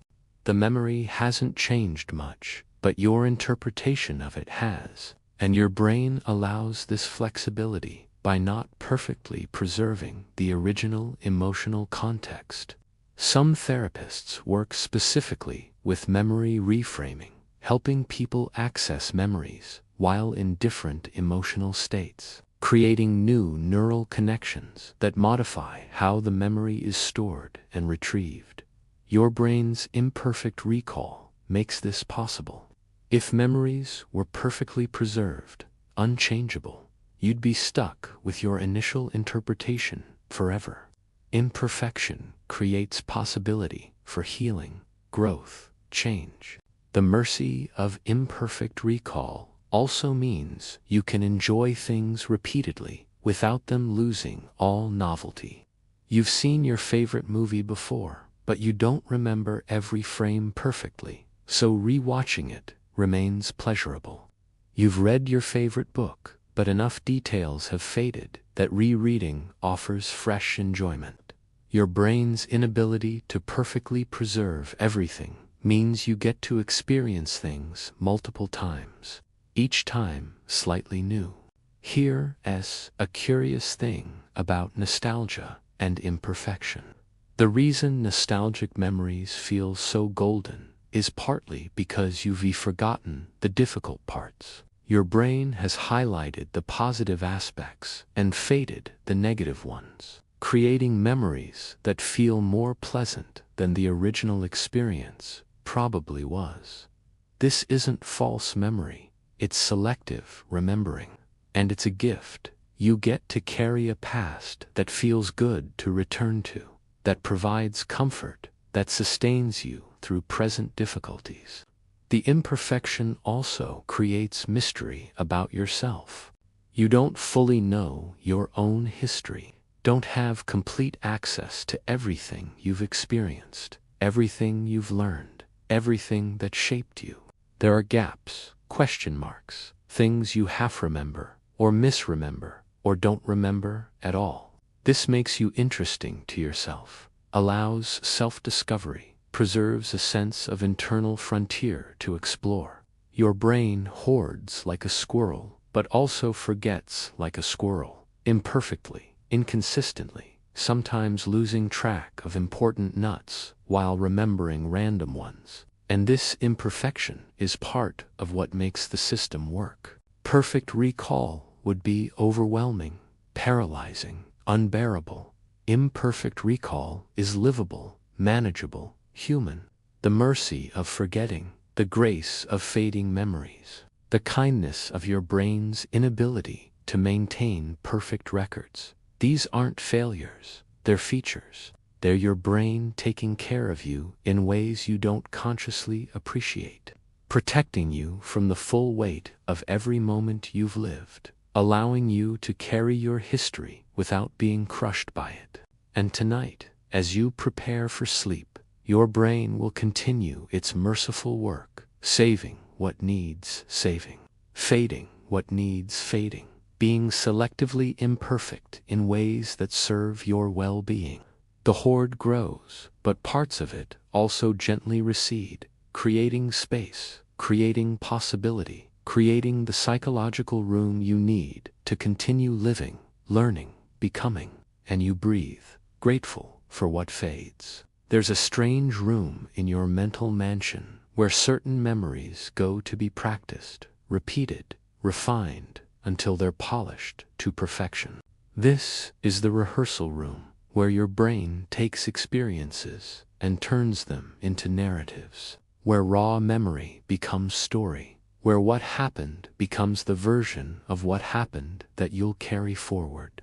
Think about the stories you tell repeatedly, that time you did that funny thing at that party, that weird encounter with the celebrity, that near-miss accident, that perfect comeback you delivered or wish you'd delivered. Your brain sometimes rehearses alternative versions until they feel as real as what actually happened. You've told these stories so many times that they've become smooth, efficient, optimized for telling. Some psychologists argue that this rehearsal process is how we consolidate important memories and integrate them into our narrative. The stories we tell repeatedly are the memories that get the strongest encoding, the clearest neural pathways, the most reliable access. Your brain essentially says, if we're telling this story over and over, it must matter, and allocates extra storage resources accordingly. Here's a curious thing about rehearsal and accuracy. The more you tell a story, the more it solidifies, but also the more it diverges from the original experience. Each telling adds small embellishments, removes inconvenient details, sharpens the narrative arc. You're not lying, you're optimizing. Your brain is taking the messy reality of what happened and sculpting it into the version that makes the best story, that has the clearest point, that's most efficient to tell. The rehearsal room is where your brain practices not just what to remember, but how to remember it, what details to emphasize, what to skip over, what emotional tone to take, what meaning to extract. It's like a theater where the same play is performed over and over, and with each performance, the script gets slightly revised, slightly improved, until what you have is a highly polished production that may or may not closely resemble opening night. But here's what's fascinating. You're not aware this is happening. You tell the story and it feels true, feels like accurate memory, because your brain has been rehearsing this particular version so thoroughly that it's become the definitive version in your neural library. The original memory has been overwritten by the rehearsed version, and you have no access to whatever the unrehearsed truth might have been. Some memory researchers study what happens to memories that get frequently retrieved versus memories that stay in storage undisturbed. The frequently accessed memories actually change more, become less accurate, pick up errors and embellishments with each recall. The undisturbed memories maintain more of their original form but are harder to access. It's a trade-off, accessibility versus accuracy. The rehearsal room is also where you practice future scenarios. Your brain doesn't just rehearse past events.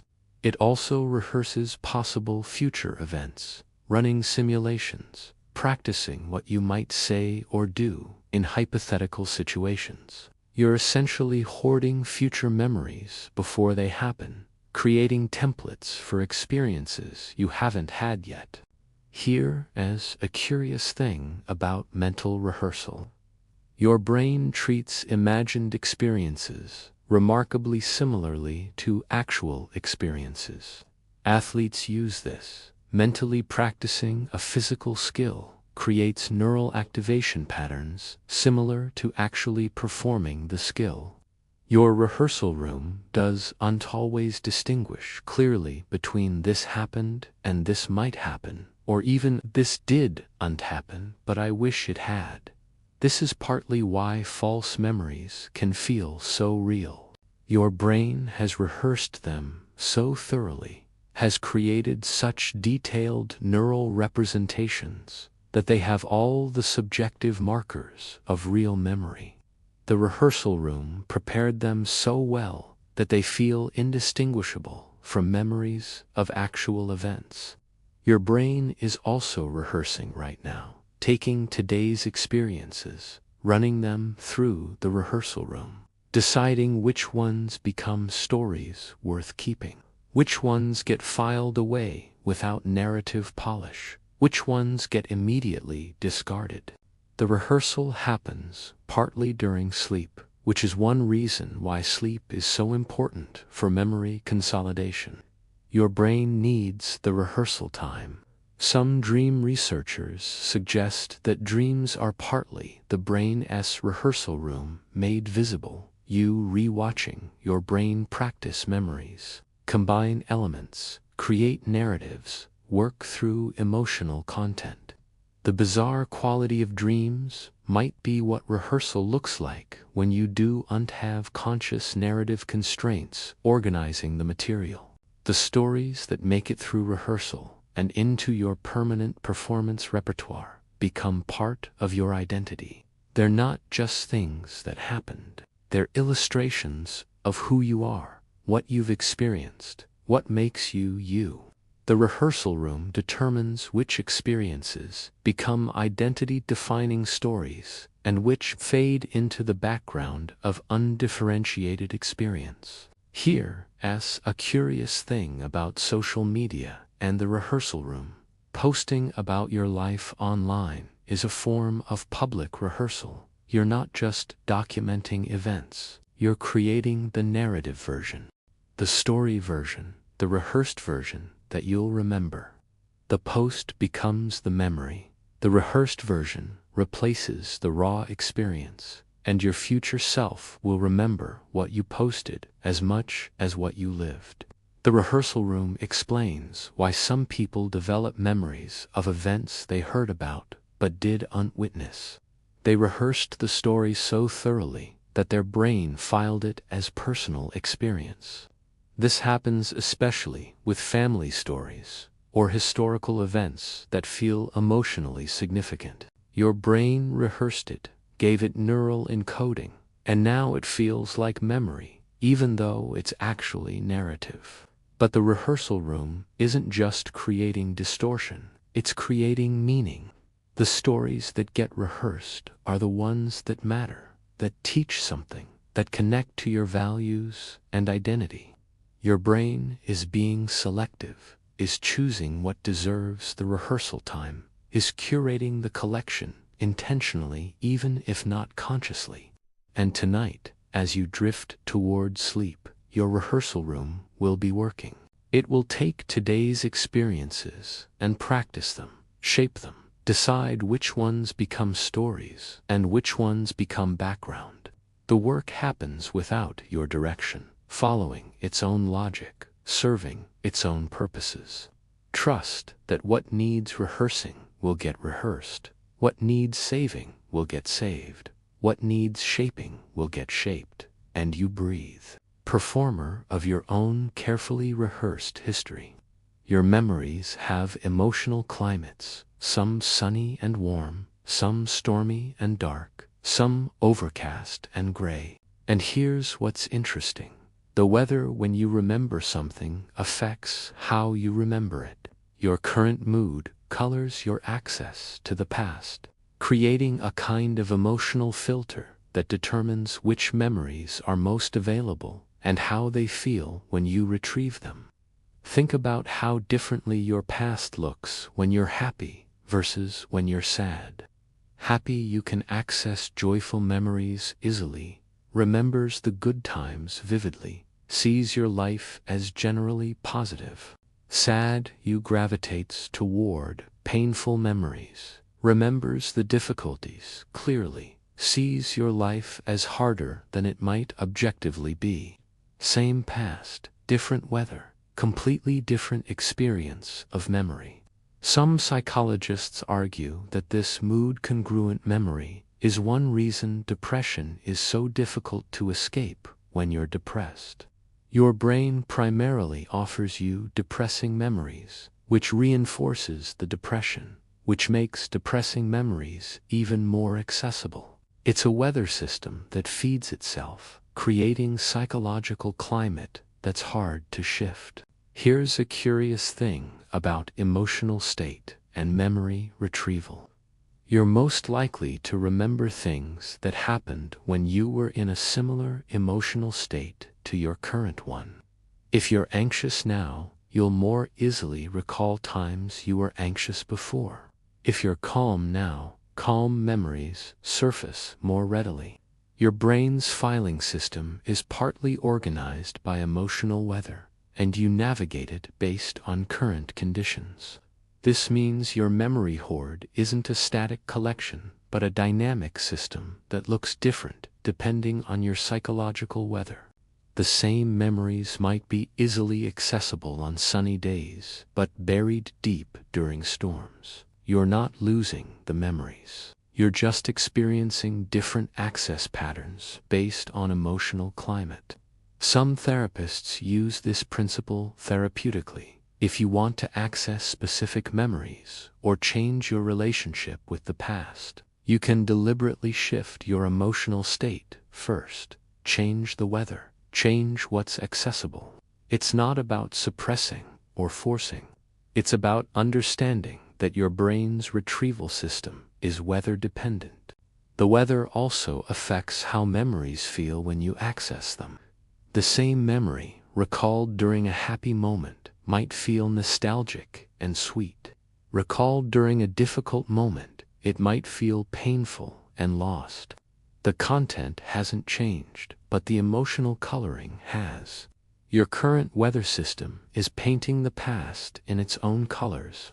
Here's a curious thing about seasonal patterns in memory. Some people find that certain memories are more accessible during specific seasons. Summer memories surface more easily in summer. Winter memories in winter. It's partly environmental cues, partly the way emotional states tend to vary seasonally. Your memory system is tuned to the literal weather as well as the emotional weather. Your brain's weather system can also be deliberately influenced. Exercise changes your neurochemistry, shifts your emotional state, and therefore changes which memories are accessible. So does sleep, nutrition, social connection, time in nature. Taking care of your body's weather helps determine what kind of past you have access to. It's not just about future well-being. It's about present relationship with the past.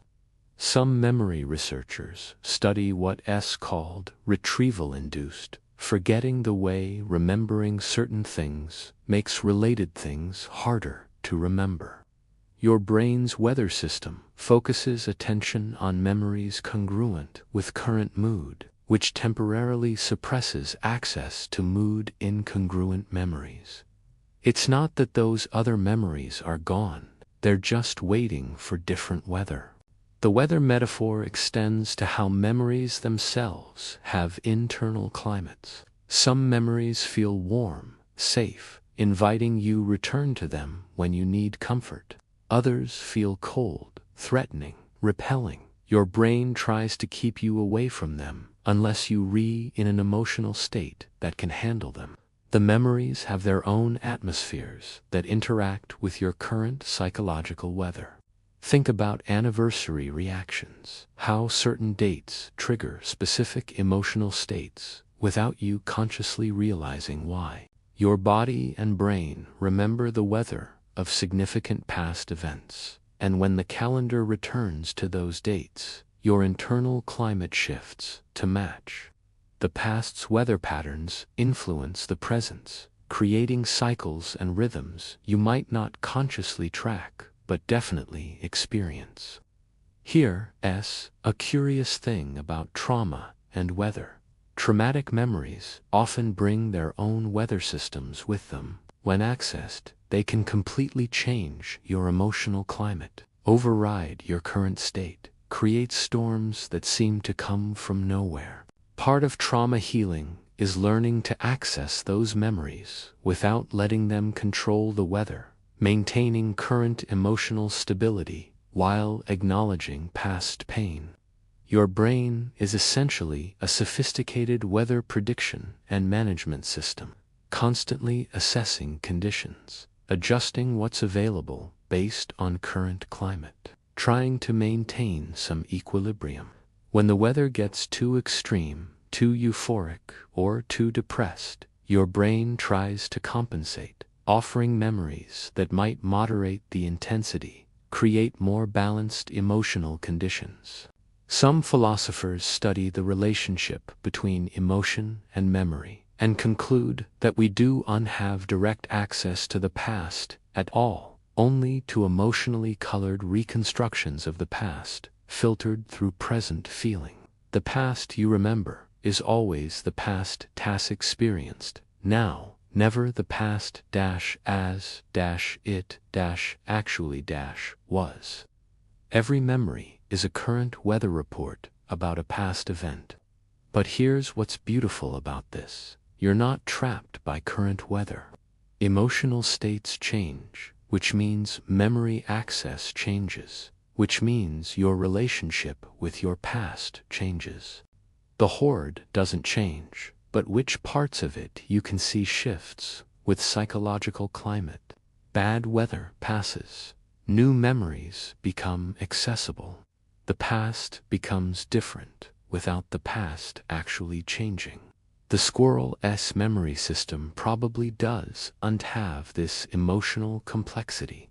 It remembers where nuts are, buried based on fairly straightforward spatial and temporal cues. Your system is wildly more sophisticated and also more complicated, offering you different pasts based on how you're feeling, creating dynamic relationships with your history that shift like weather patterns. And tonight, as you prepare for sleep, you might notice your emotional weather shifting, the day's urgency fading, the evening's calm settling, the drowsiness changing what feels important and what recedes.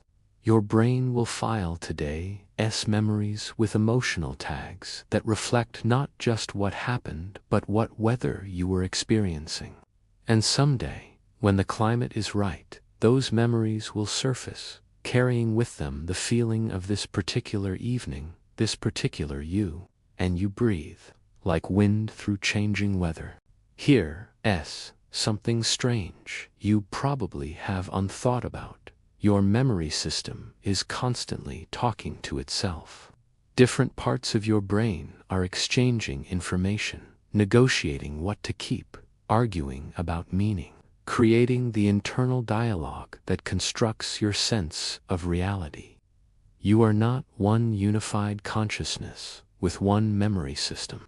You are a committee, and the committee members don't always agree. Think about when you trying to remember something and you not quite sure if it's accurate. Did that really happen, or did I dream it? Am I remembering this correctly, or am I confusing it with something else? That's not you talking to your memory. That's different memory systems talking to each other, comparing notes, trying to reach consensus about what's real. Some neuroscientists study what they call reality monitoring.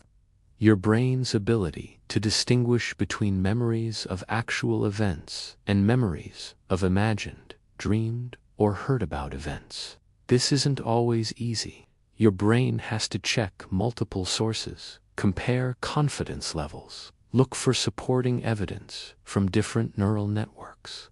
It's like an internal fact-checking process that usually works, but sometimes fails.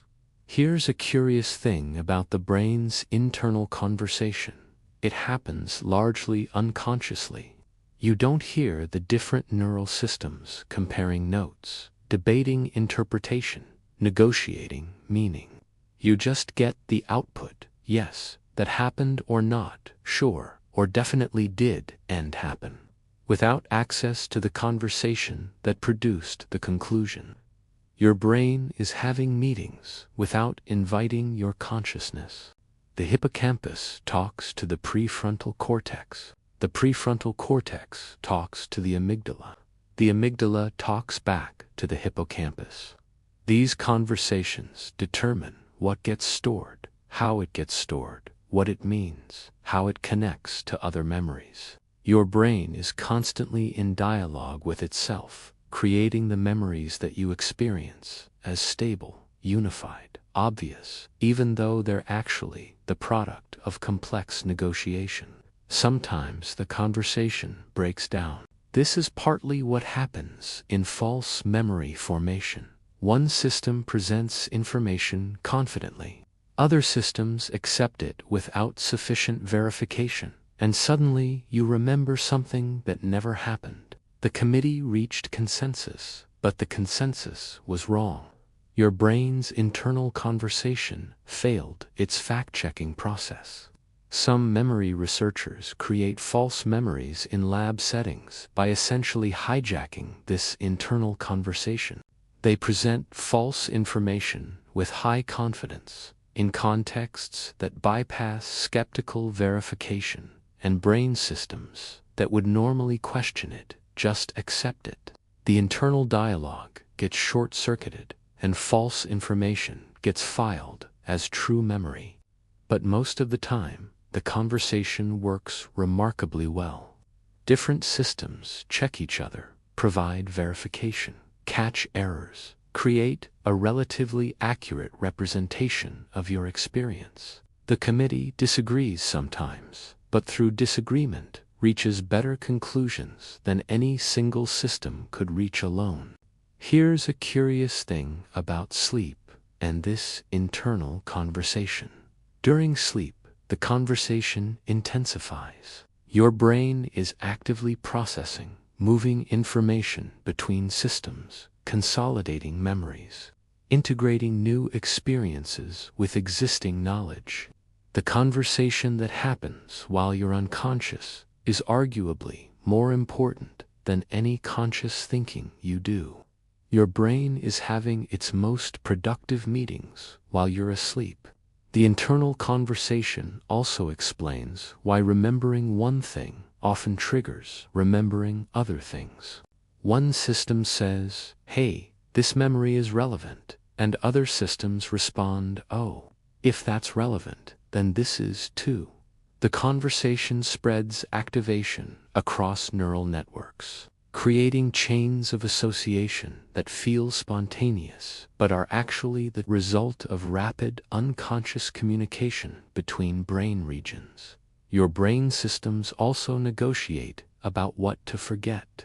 This is not random decay, but active suppression, one system saying we do not need this, and other systems agreeing or disagreeing. The memories that get forgotten are often those that lost the internal argument about relevance, that couldn't make a case for continued storage, that other systems agreed to let fade. Some therapists work with this internal dialogue, helping people access different perspectives on memories, negotiate new meanings, create different relationships with the past. You're not changing the memories. You're changing the conversation about the memories, getting different brain systems to contribute different interpretations, reaching new consensus about what experiences mean. The conversation happens at multiple time scales. Some of it is instant neural networks communicating in milliseconds. Some takes hours or days, systems slowly integrating new information, gradually reaching conclusions. Some takes years, your long-term understanding of your life slowly shifting as different brain systems contribute their perspectives. Here's a curious thing about consciousness and this internal dialogue. Consciousness might be partly the experience of being aware of the conversation's conclusions without being aware of the conversation itself.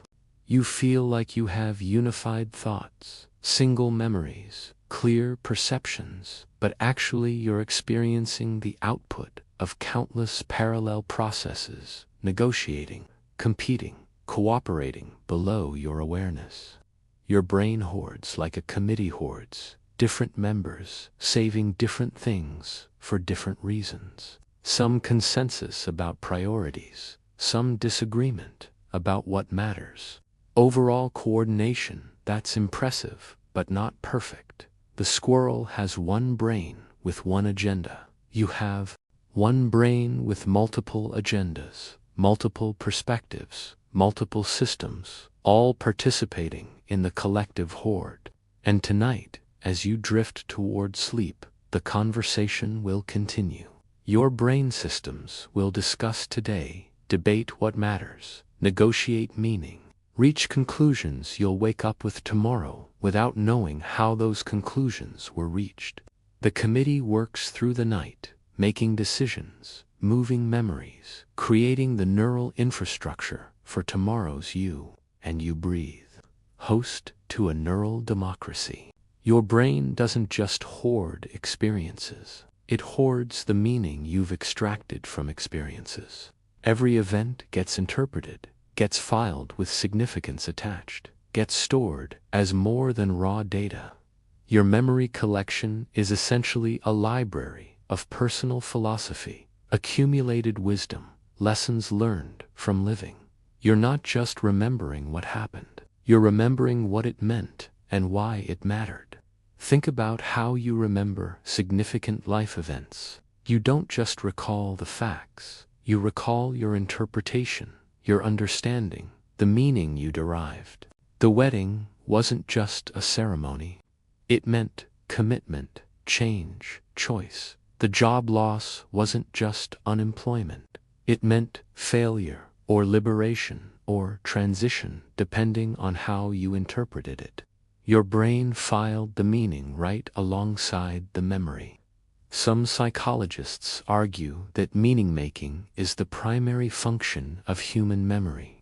Animals remember to survive, where food is, what's dangerous. Humans remember to understand what life means, who we are, what our experiences teach us. Your brain hoards existential interpretation as carefully as it hoards facts, maybe more carefully, because meaning is what makes memory useful for a conscious, self-aware creature. Here's a curious thing about meaning and memory. The meaning you assigned when the event happened shapes how the memory is stored. but you can also assign new meaning later. And that new meaning gets integrated into the memory, slightly changing it, updating the file with fresh interpretation. Your brain allows meaning to be revised, while the basic event remains more or less constant. This is why therapy works, why people can heal from difficult pasts without changing what happened. The events stay the same, but the meaning changes. That childhood experience that felt like abandonment gets reinterpreted as a parent doing their best in difficult circumstances. Same memory, different meaning, completely different emotional impact. The architecture of meaning in your memory is hierarchical.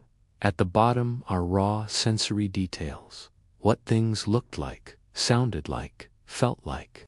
Above that are interpretations, what you thought was happening, what you felt about it. Above that are broader lessons, what this taught you about yourself, others, life. And at the top are your most abstract beliefs, values, and assumptions about reality, built from thousands of individual memories, all contributing their meanings. Some cognitive scientists study this hierarchical structure and find that changing high-level meanings can cascade down to change how you remember specific events. If you shift from believing the world is dangerous to believing the world contains both danger and safety, hundreds of individual memories get slightly reinterpreted. The meanings you hold at the top of the hierarchy filter down through everything below. Your brain is essentially running a continuous philosophy seminar with itself, using memory as primary source material, extracting meaning, testing interpretations, building and revising its understanding of existence. Every memory is a data point in your brain's ongoing attempt to answer fundamental questions. What can I trust? Who am I? What matters? How should I live? Here's a curious thing about cultural differences in meaning-making. People from different cultures often remember the same events differently, not because they experienced them differently, but because they interpreted them differently. Individualistic cultures encourage memories that emphasize personal agency and choice.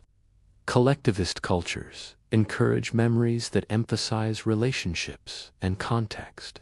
Same experiences, different meaning frameworks, different memories. Your personal meaning framework was partly inherited culturally, partly constructed from unique experience, partly consciously chosen, and this framework determines what you notice, what you remember, what gets filed as significant. Your brain hoards through the filter of meaning, and the meanings you carry shape what enters the collection and how it's organized. The meaning architecture also explains why the same memory can feel different at different life stages. At 20, that high school experience meant one thing. At 40, looking back, it means something else. Your meaning framework has evolved, and the memory gets recontextualized, reinterpreted through your current understanding. The event hasn't changed, but you have, and your brain updates the meaning accordingly. Some narrative therapists work specifically with meaning revision, helping people identify the meanings they attach to memories and consider whether those meanings serve them. The past can't be changed, but its significance can be. That failure can mean I am inadequate, or it can mean I tried something difficult. Same memory, profoundly different meaning, profoundly different impact on present life. Your brain is also extracting patterns from accumulated meanings, building meta-meanings, developing overarching narratives about your life. All these individual interpretations add up to a general sense of what your life means, what story it's telling, what it all adds up to. The architecture of meaning creates the architecture of identity. Here's a curious thing about meaning and emotional memory.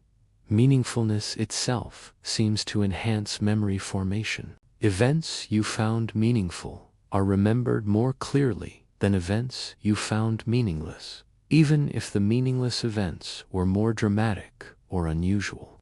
Your brain prioritizes meaning over novelty, significance over excitement.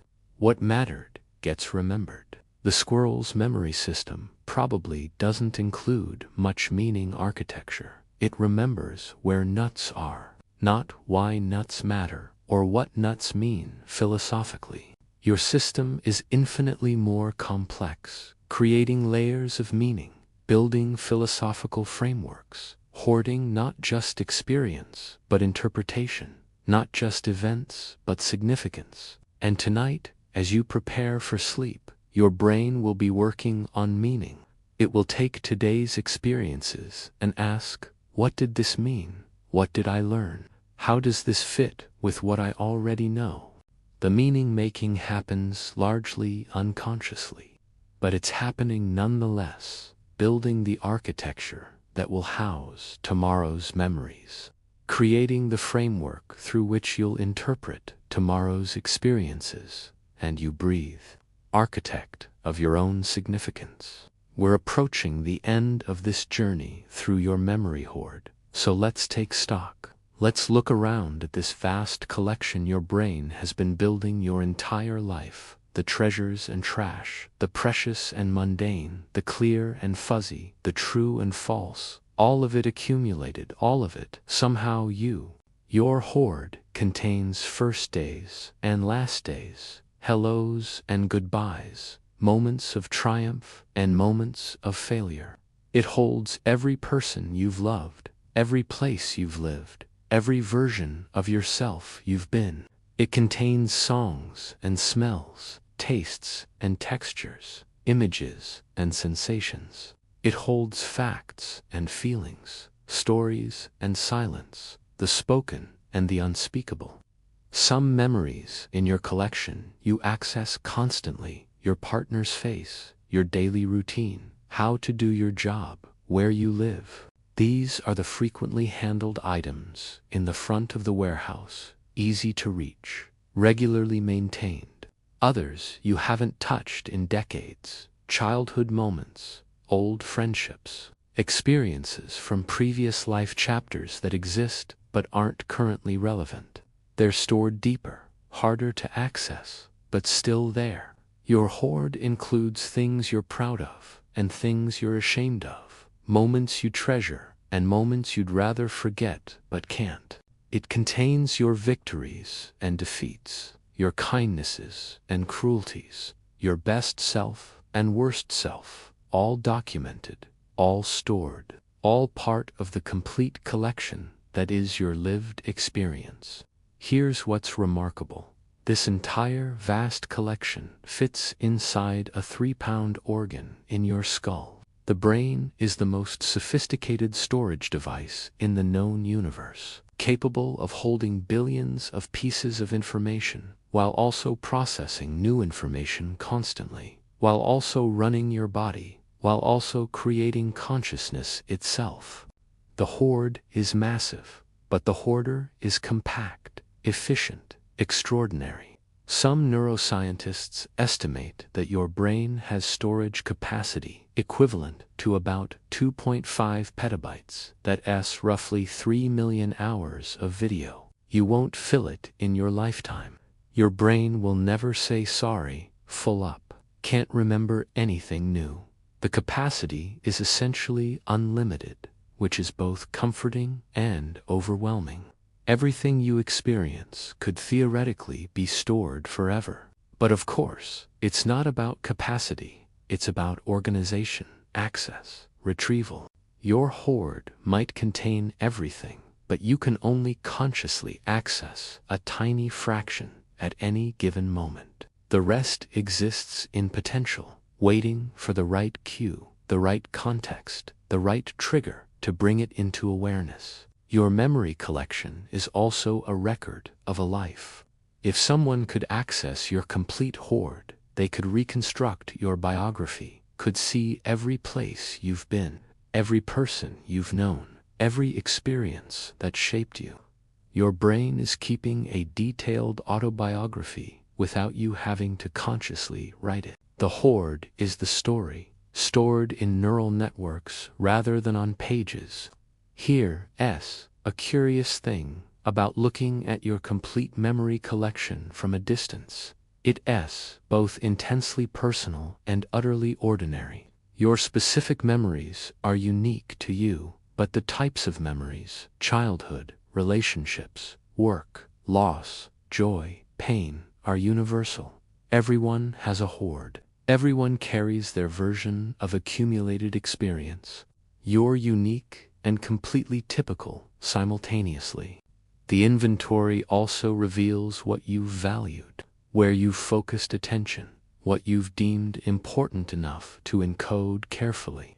The hoard is evidence of your priorities, whether you consciously chose them or not. You remember what mattered to you, and looking at what you remember reveals what's mattered. Some people fear their memory hoard, fear what's stored there, fear accessing difficult material. Others cherish their hoard, love reviewing their life, find comfort in remembering. Most people are somewhere between, appreciating some memories, avoiding others, generally comfortable with the collection, but aware of its painful corners. Your hoard will continue growing until you die. Every day adds to it. Every experience gets filed. Every moment becomes part of the permanent collection. You're building this repository constantly, usually without thinking about it, certainly without consciously curating most of it. The hoard accumulates as naturally as breathing.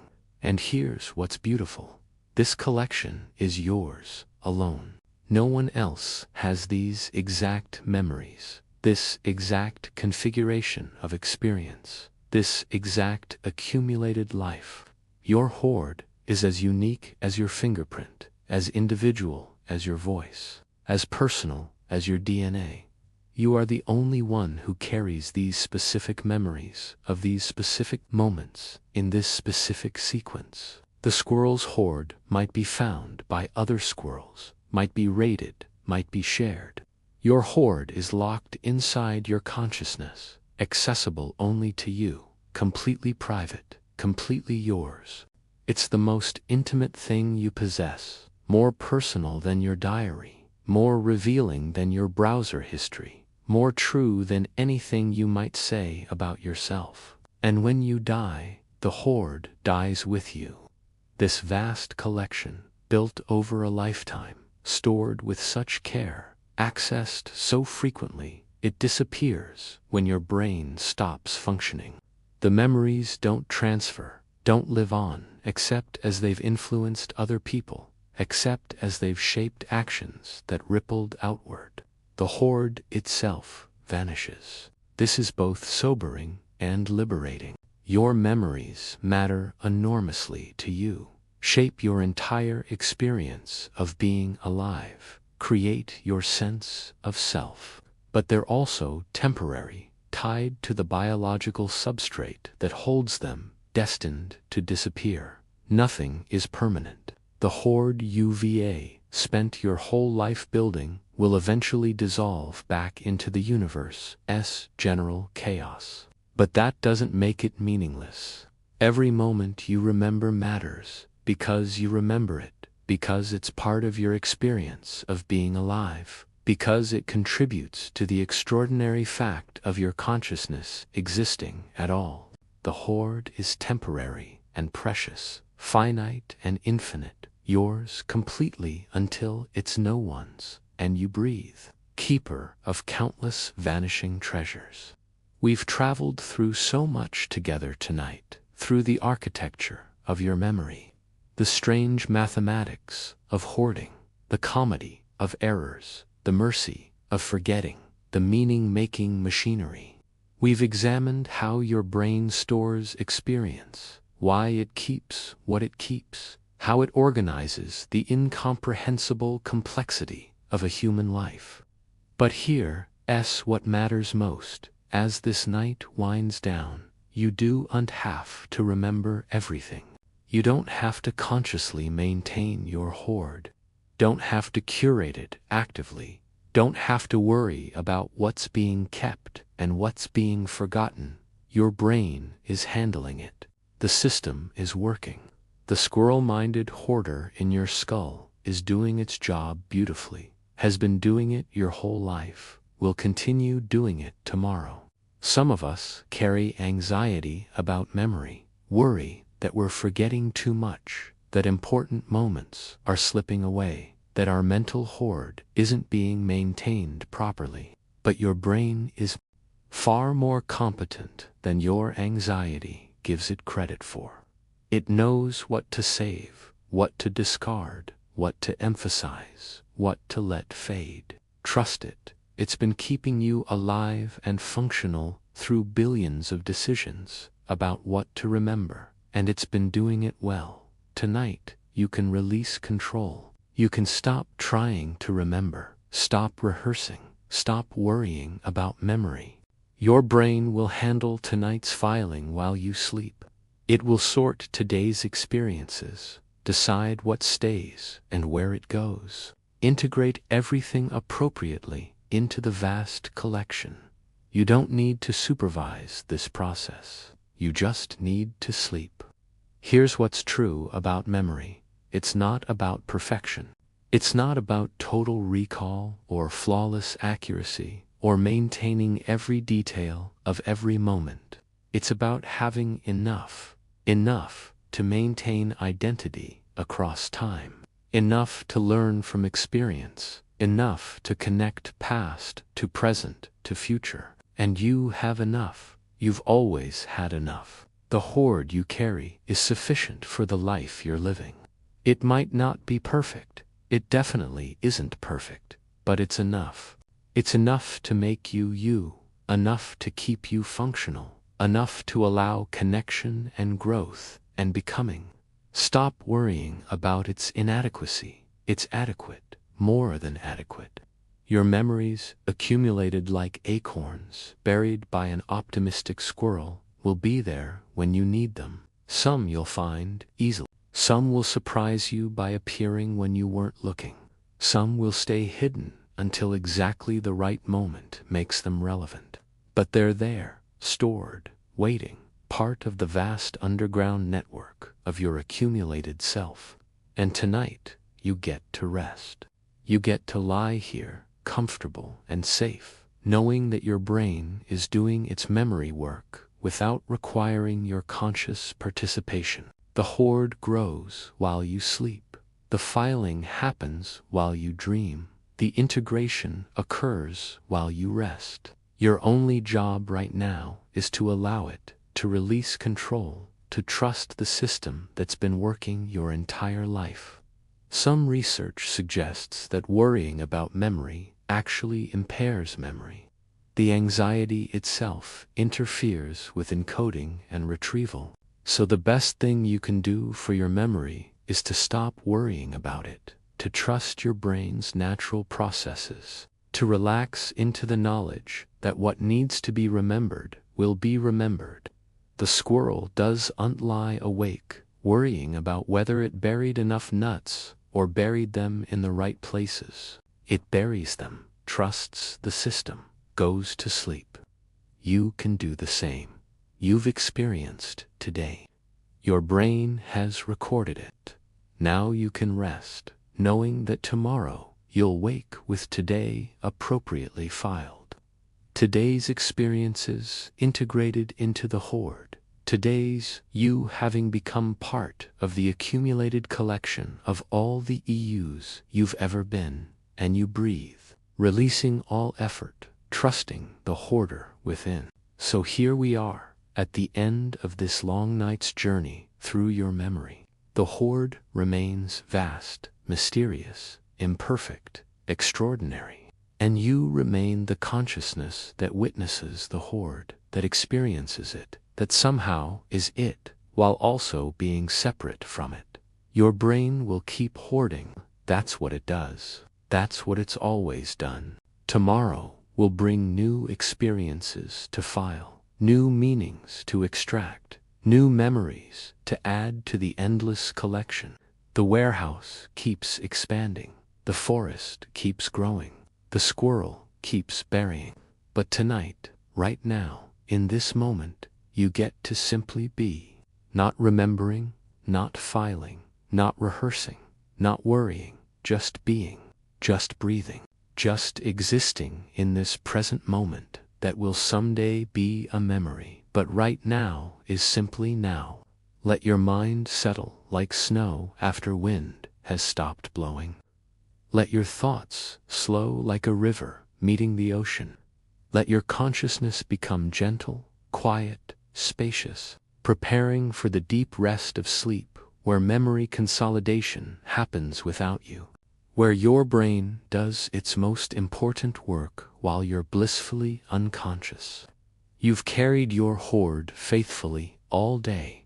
You've added to it, accessed it, lived within it. Now you can set it down. The memories will still be there in the morning. The collection will survive the night. You don't have to hold on to anything consciously. You can release it all into the competent care of your sleeping brain. And like a squirrel settling into its nest after a long day of gathering and storing, after all the burying and running and collecting, you can finally rest. The work is done. The day's experience has been lived. The hoard has been maintained. Now comes the deepest gift, sleep, where memory becomes dream, where today becomes tomorrow's yesterday, where the conscious you gives way to the processing you, doing its unconscious work of integration and storage. You deserve this rest. You've earned it through simply being alive, through accumulating another day of experience, through continuing to be the extraordinary consciousness that you are. Your brain has hoarded like a champion squirrel today. Now it gets to rest, to process, to dream, to do its mysterious nighttime work. And you breathe deeply, slowly, letting each breath carry you deeper into relaxation, deeper into the approach of sleep, deeper into the trust that everything is handled, everything is stored, everything is exactly as it should be. Your memories are safe. Your hoard is secure. Your brain knows what it's doing. You can let go now. You can drift now. You can allow sleep to come in its own time, knowing that when you wake, you'll still be you, still carrying your collection, still adding to the endless hoard that makes you who you are. And like that last acorn buried in autumn, like that final memory filed before sleep, like a lamp slowly dimming until it becomes darkness, like consciousness itself softening into the welcoming embrace of unconsciousness, you settle, you rest, you sleep, knowing that tomorrow you'll wake as the hoarder you've always been, ready to collect another day, ready to add to the endless forest of memory that grows within your beautiful, squirrel-minded brain. Good night, keeper of memories. Good night, hoarder of moments.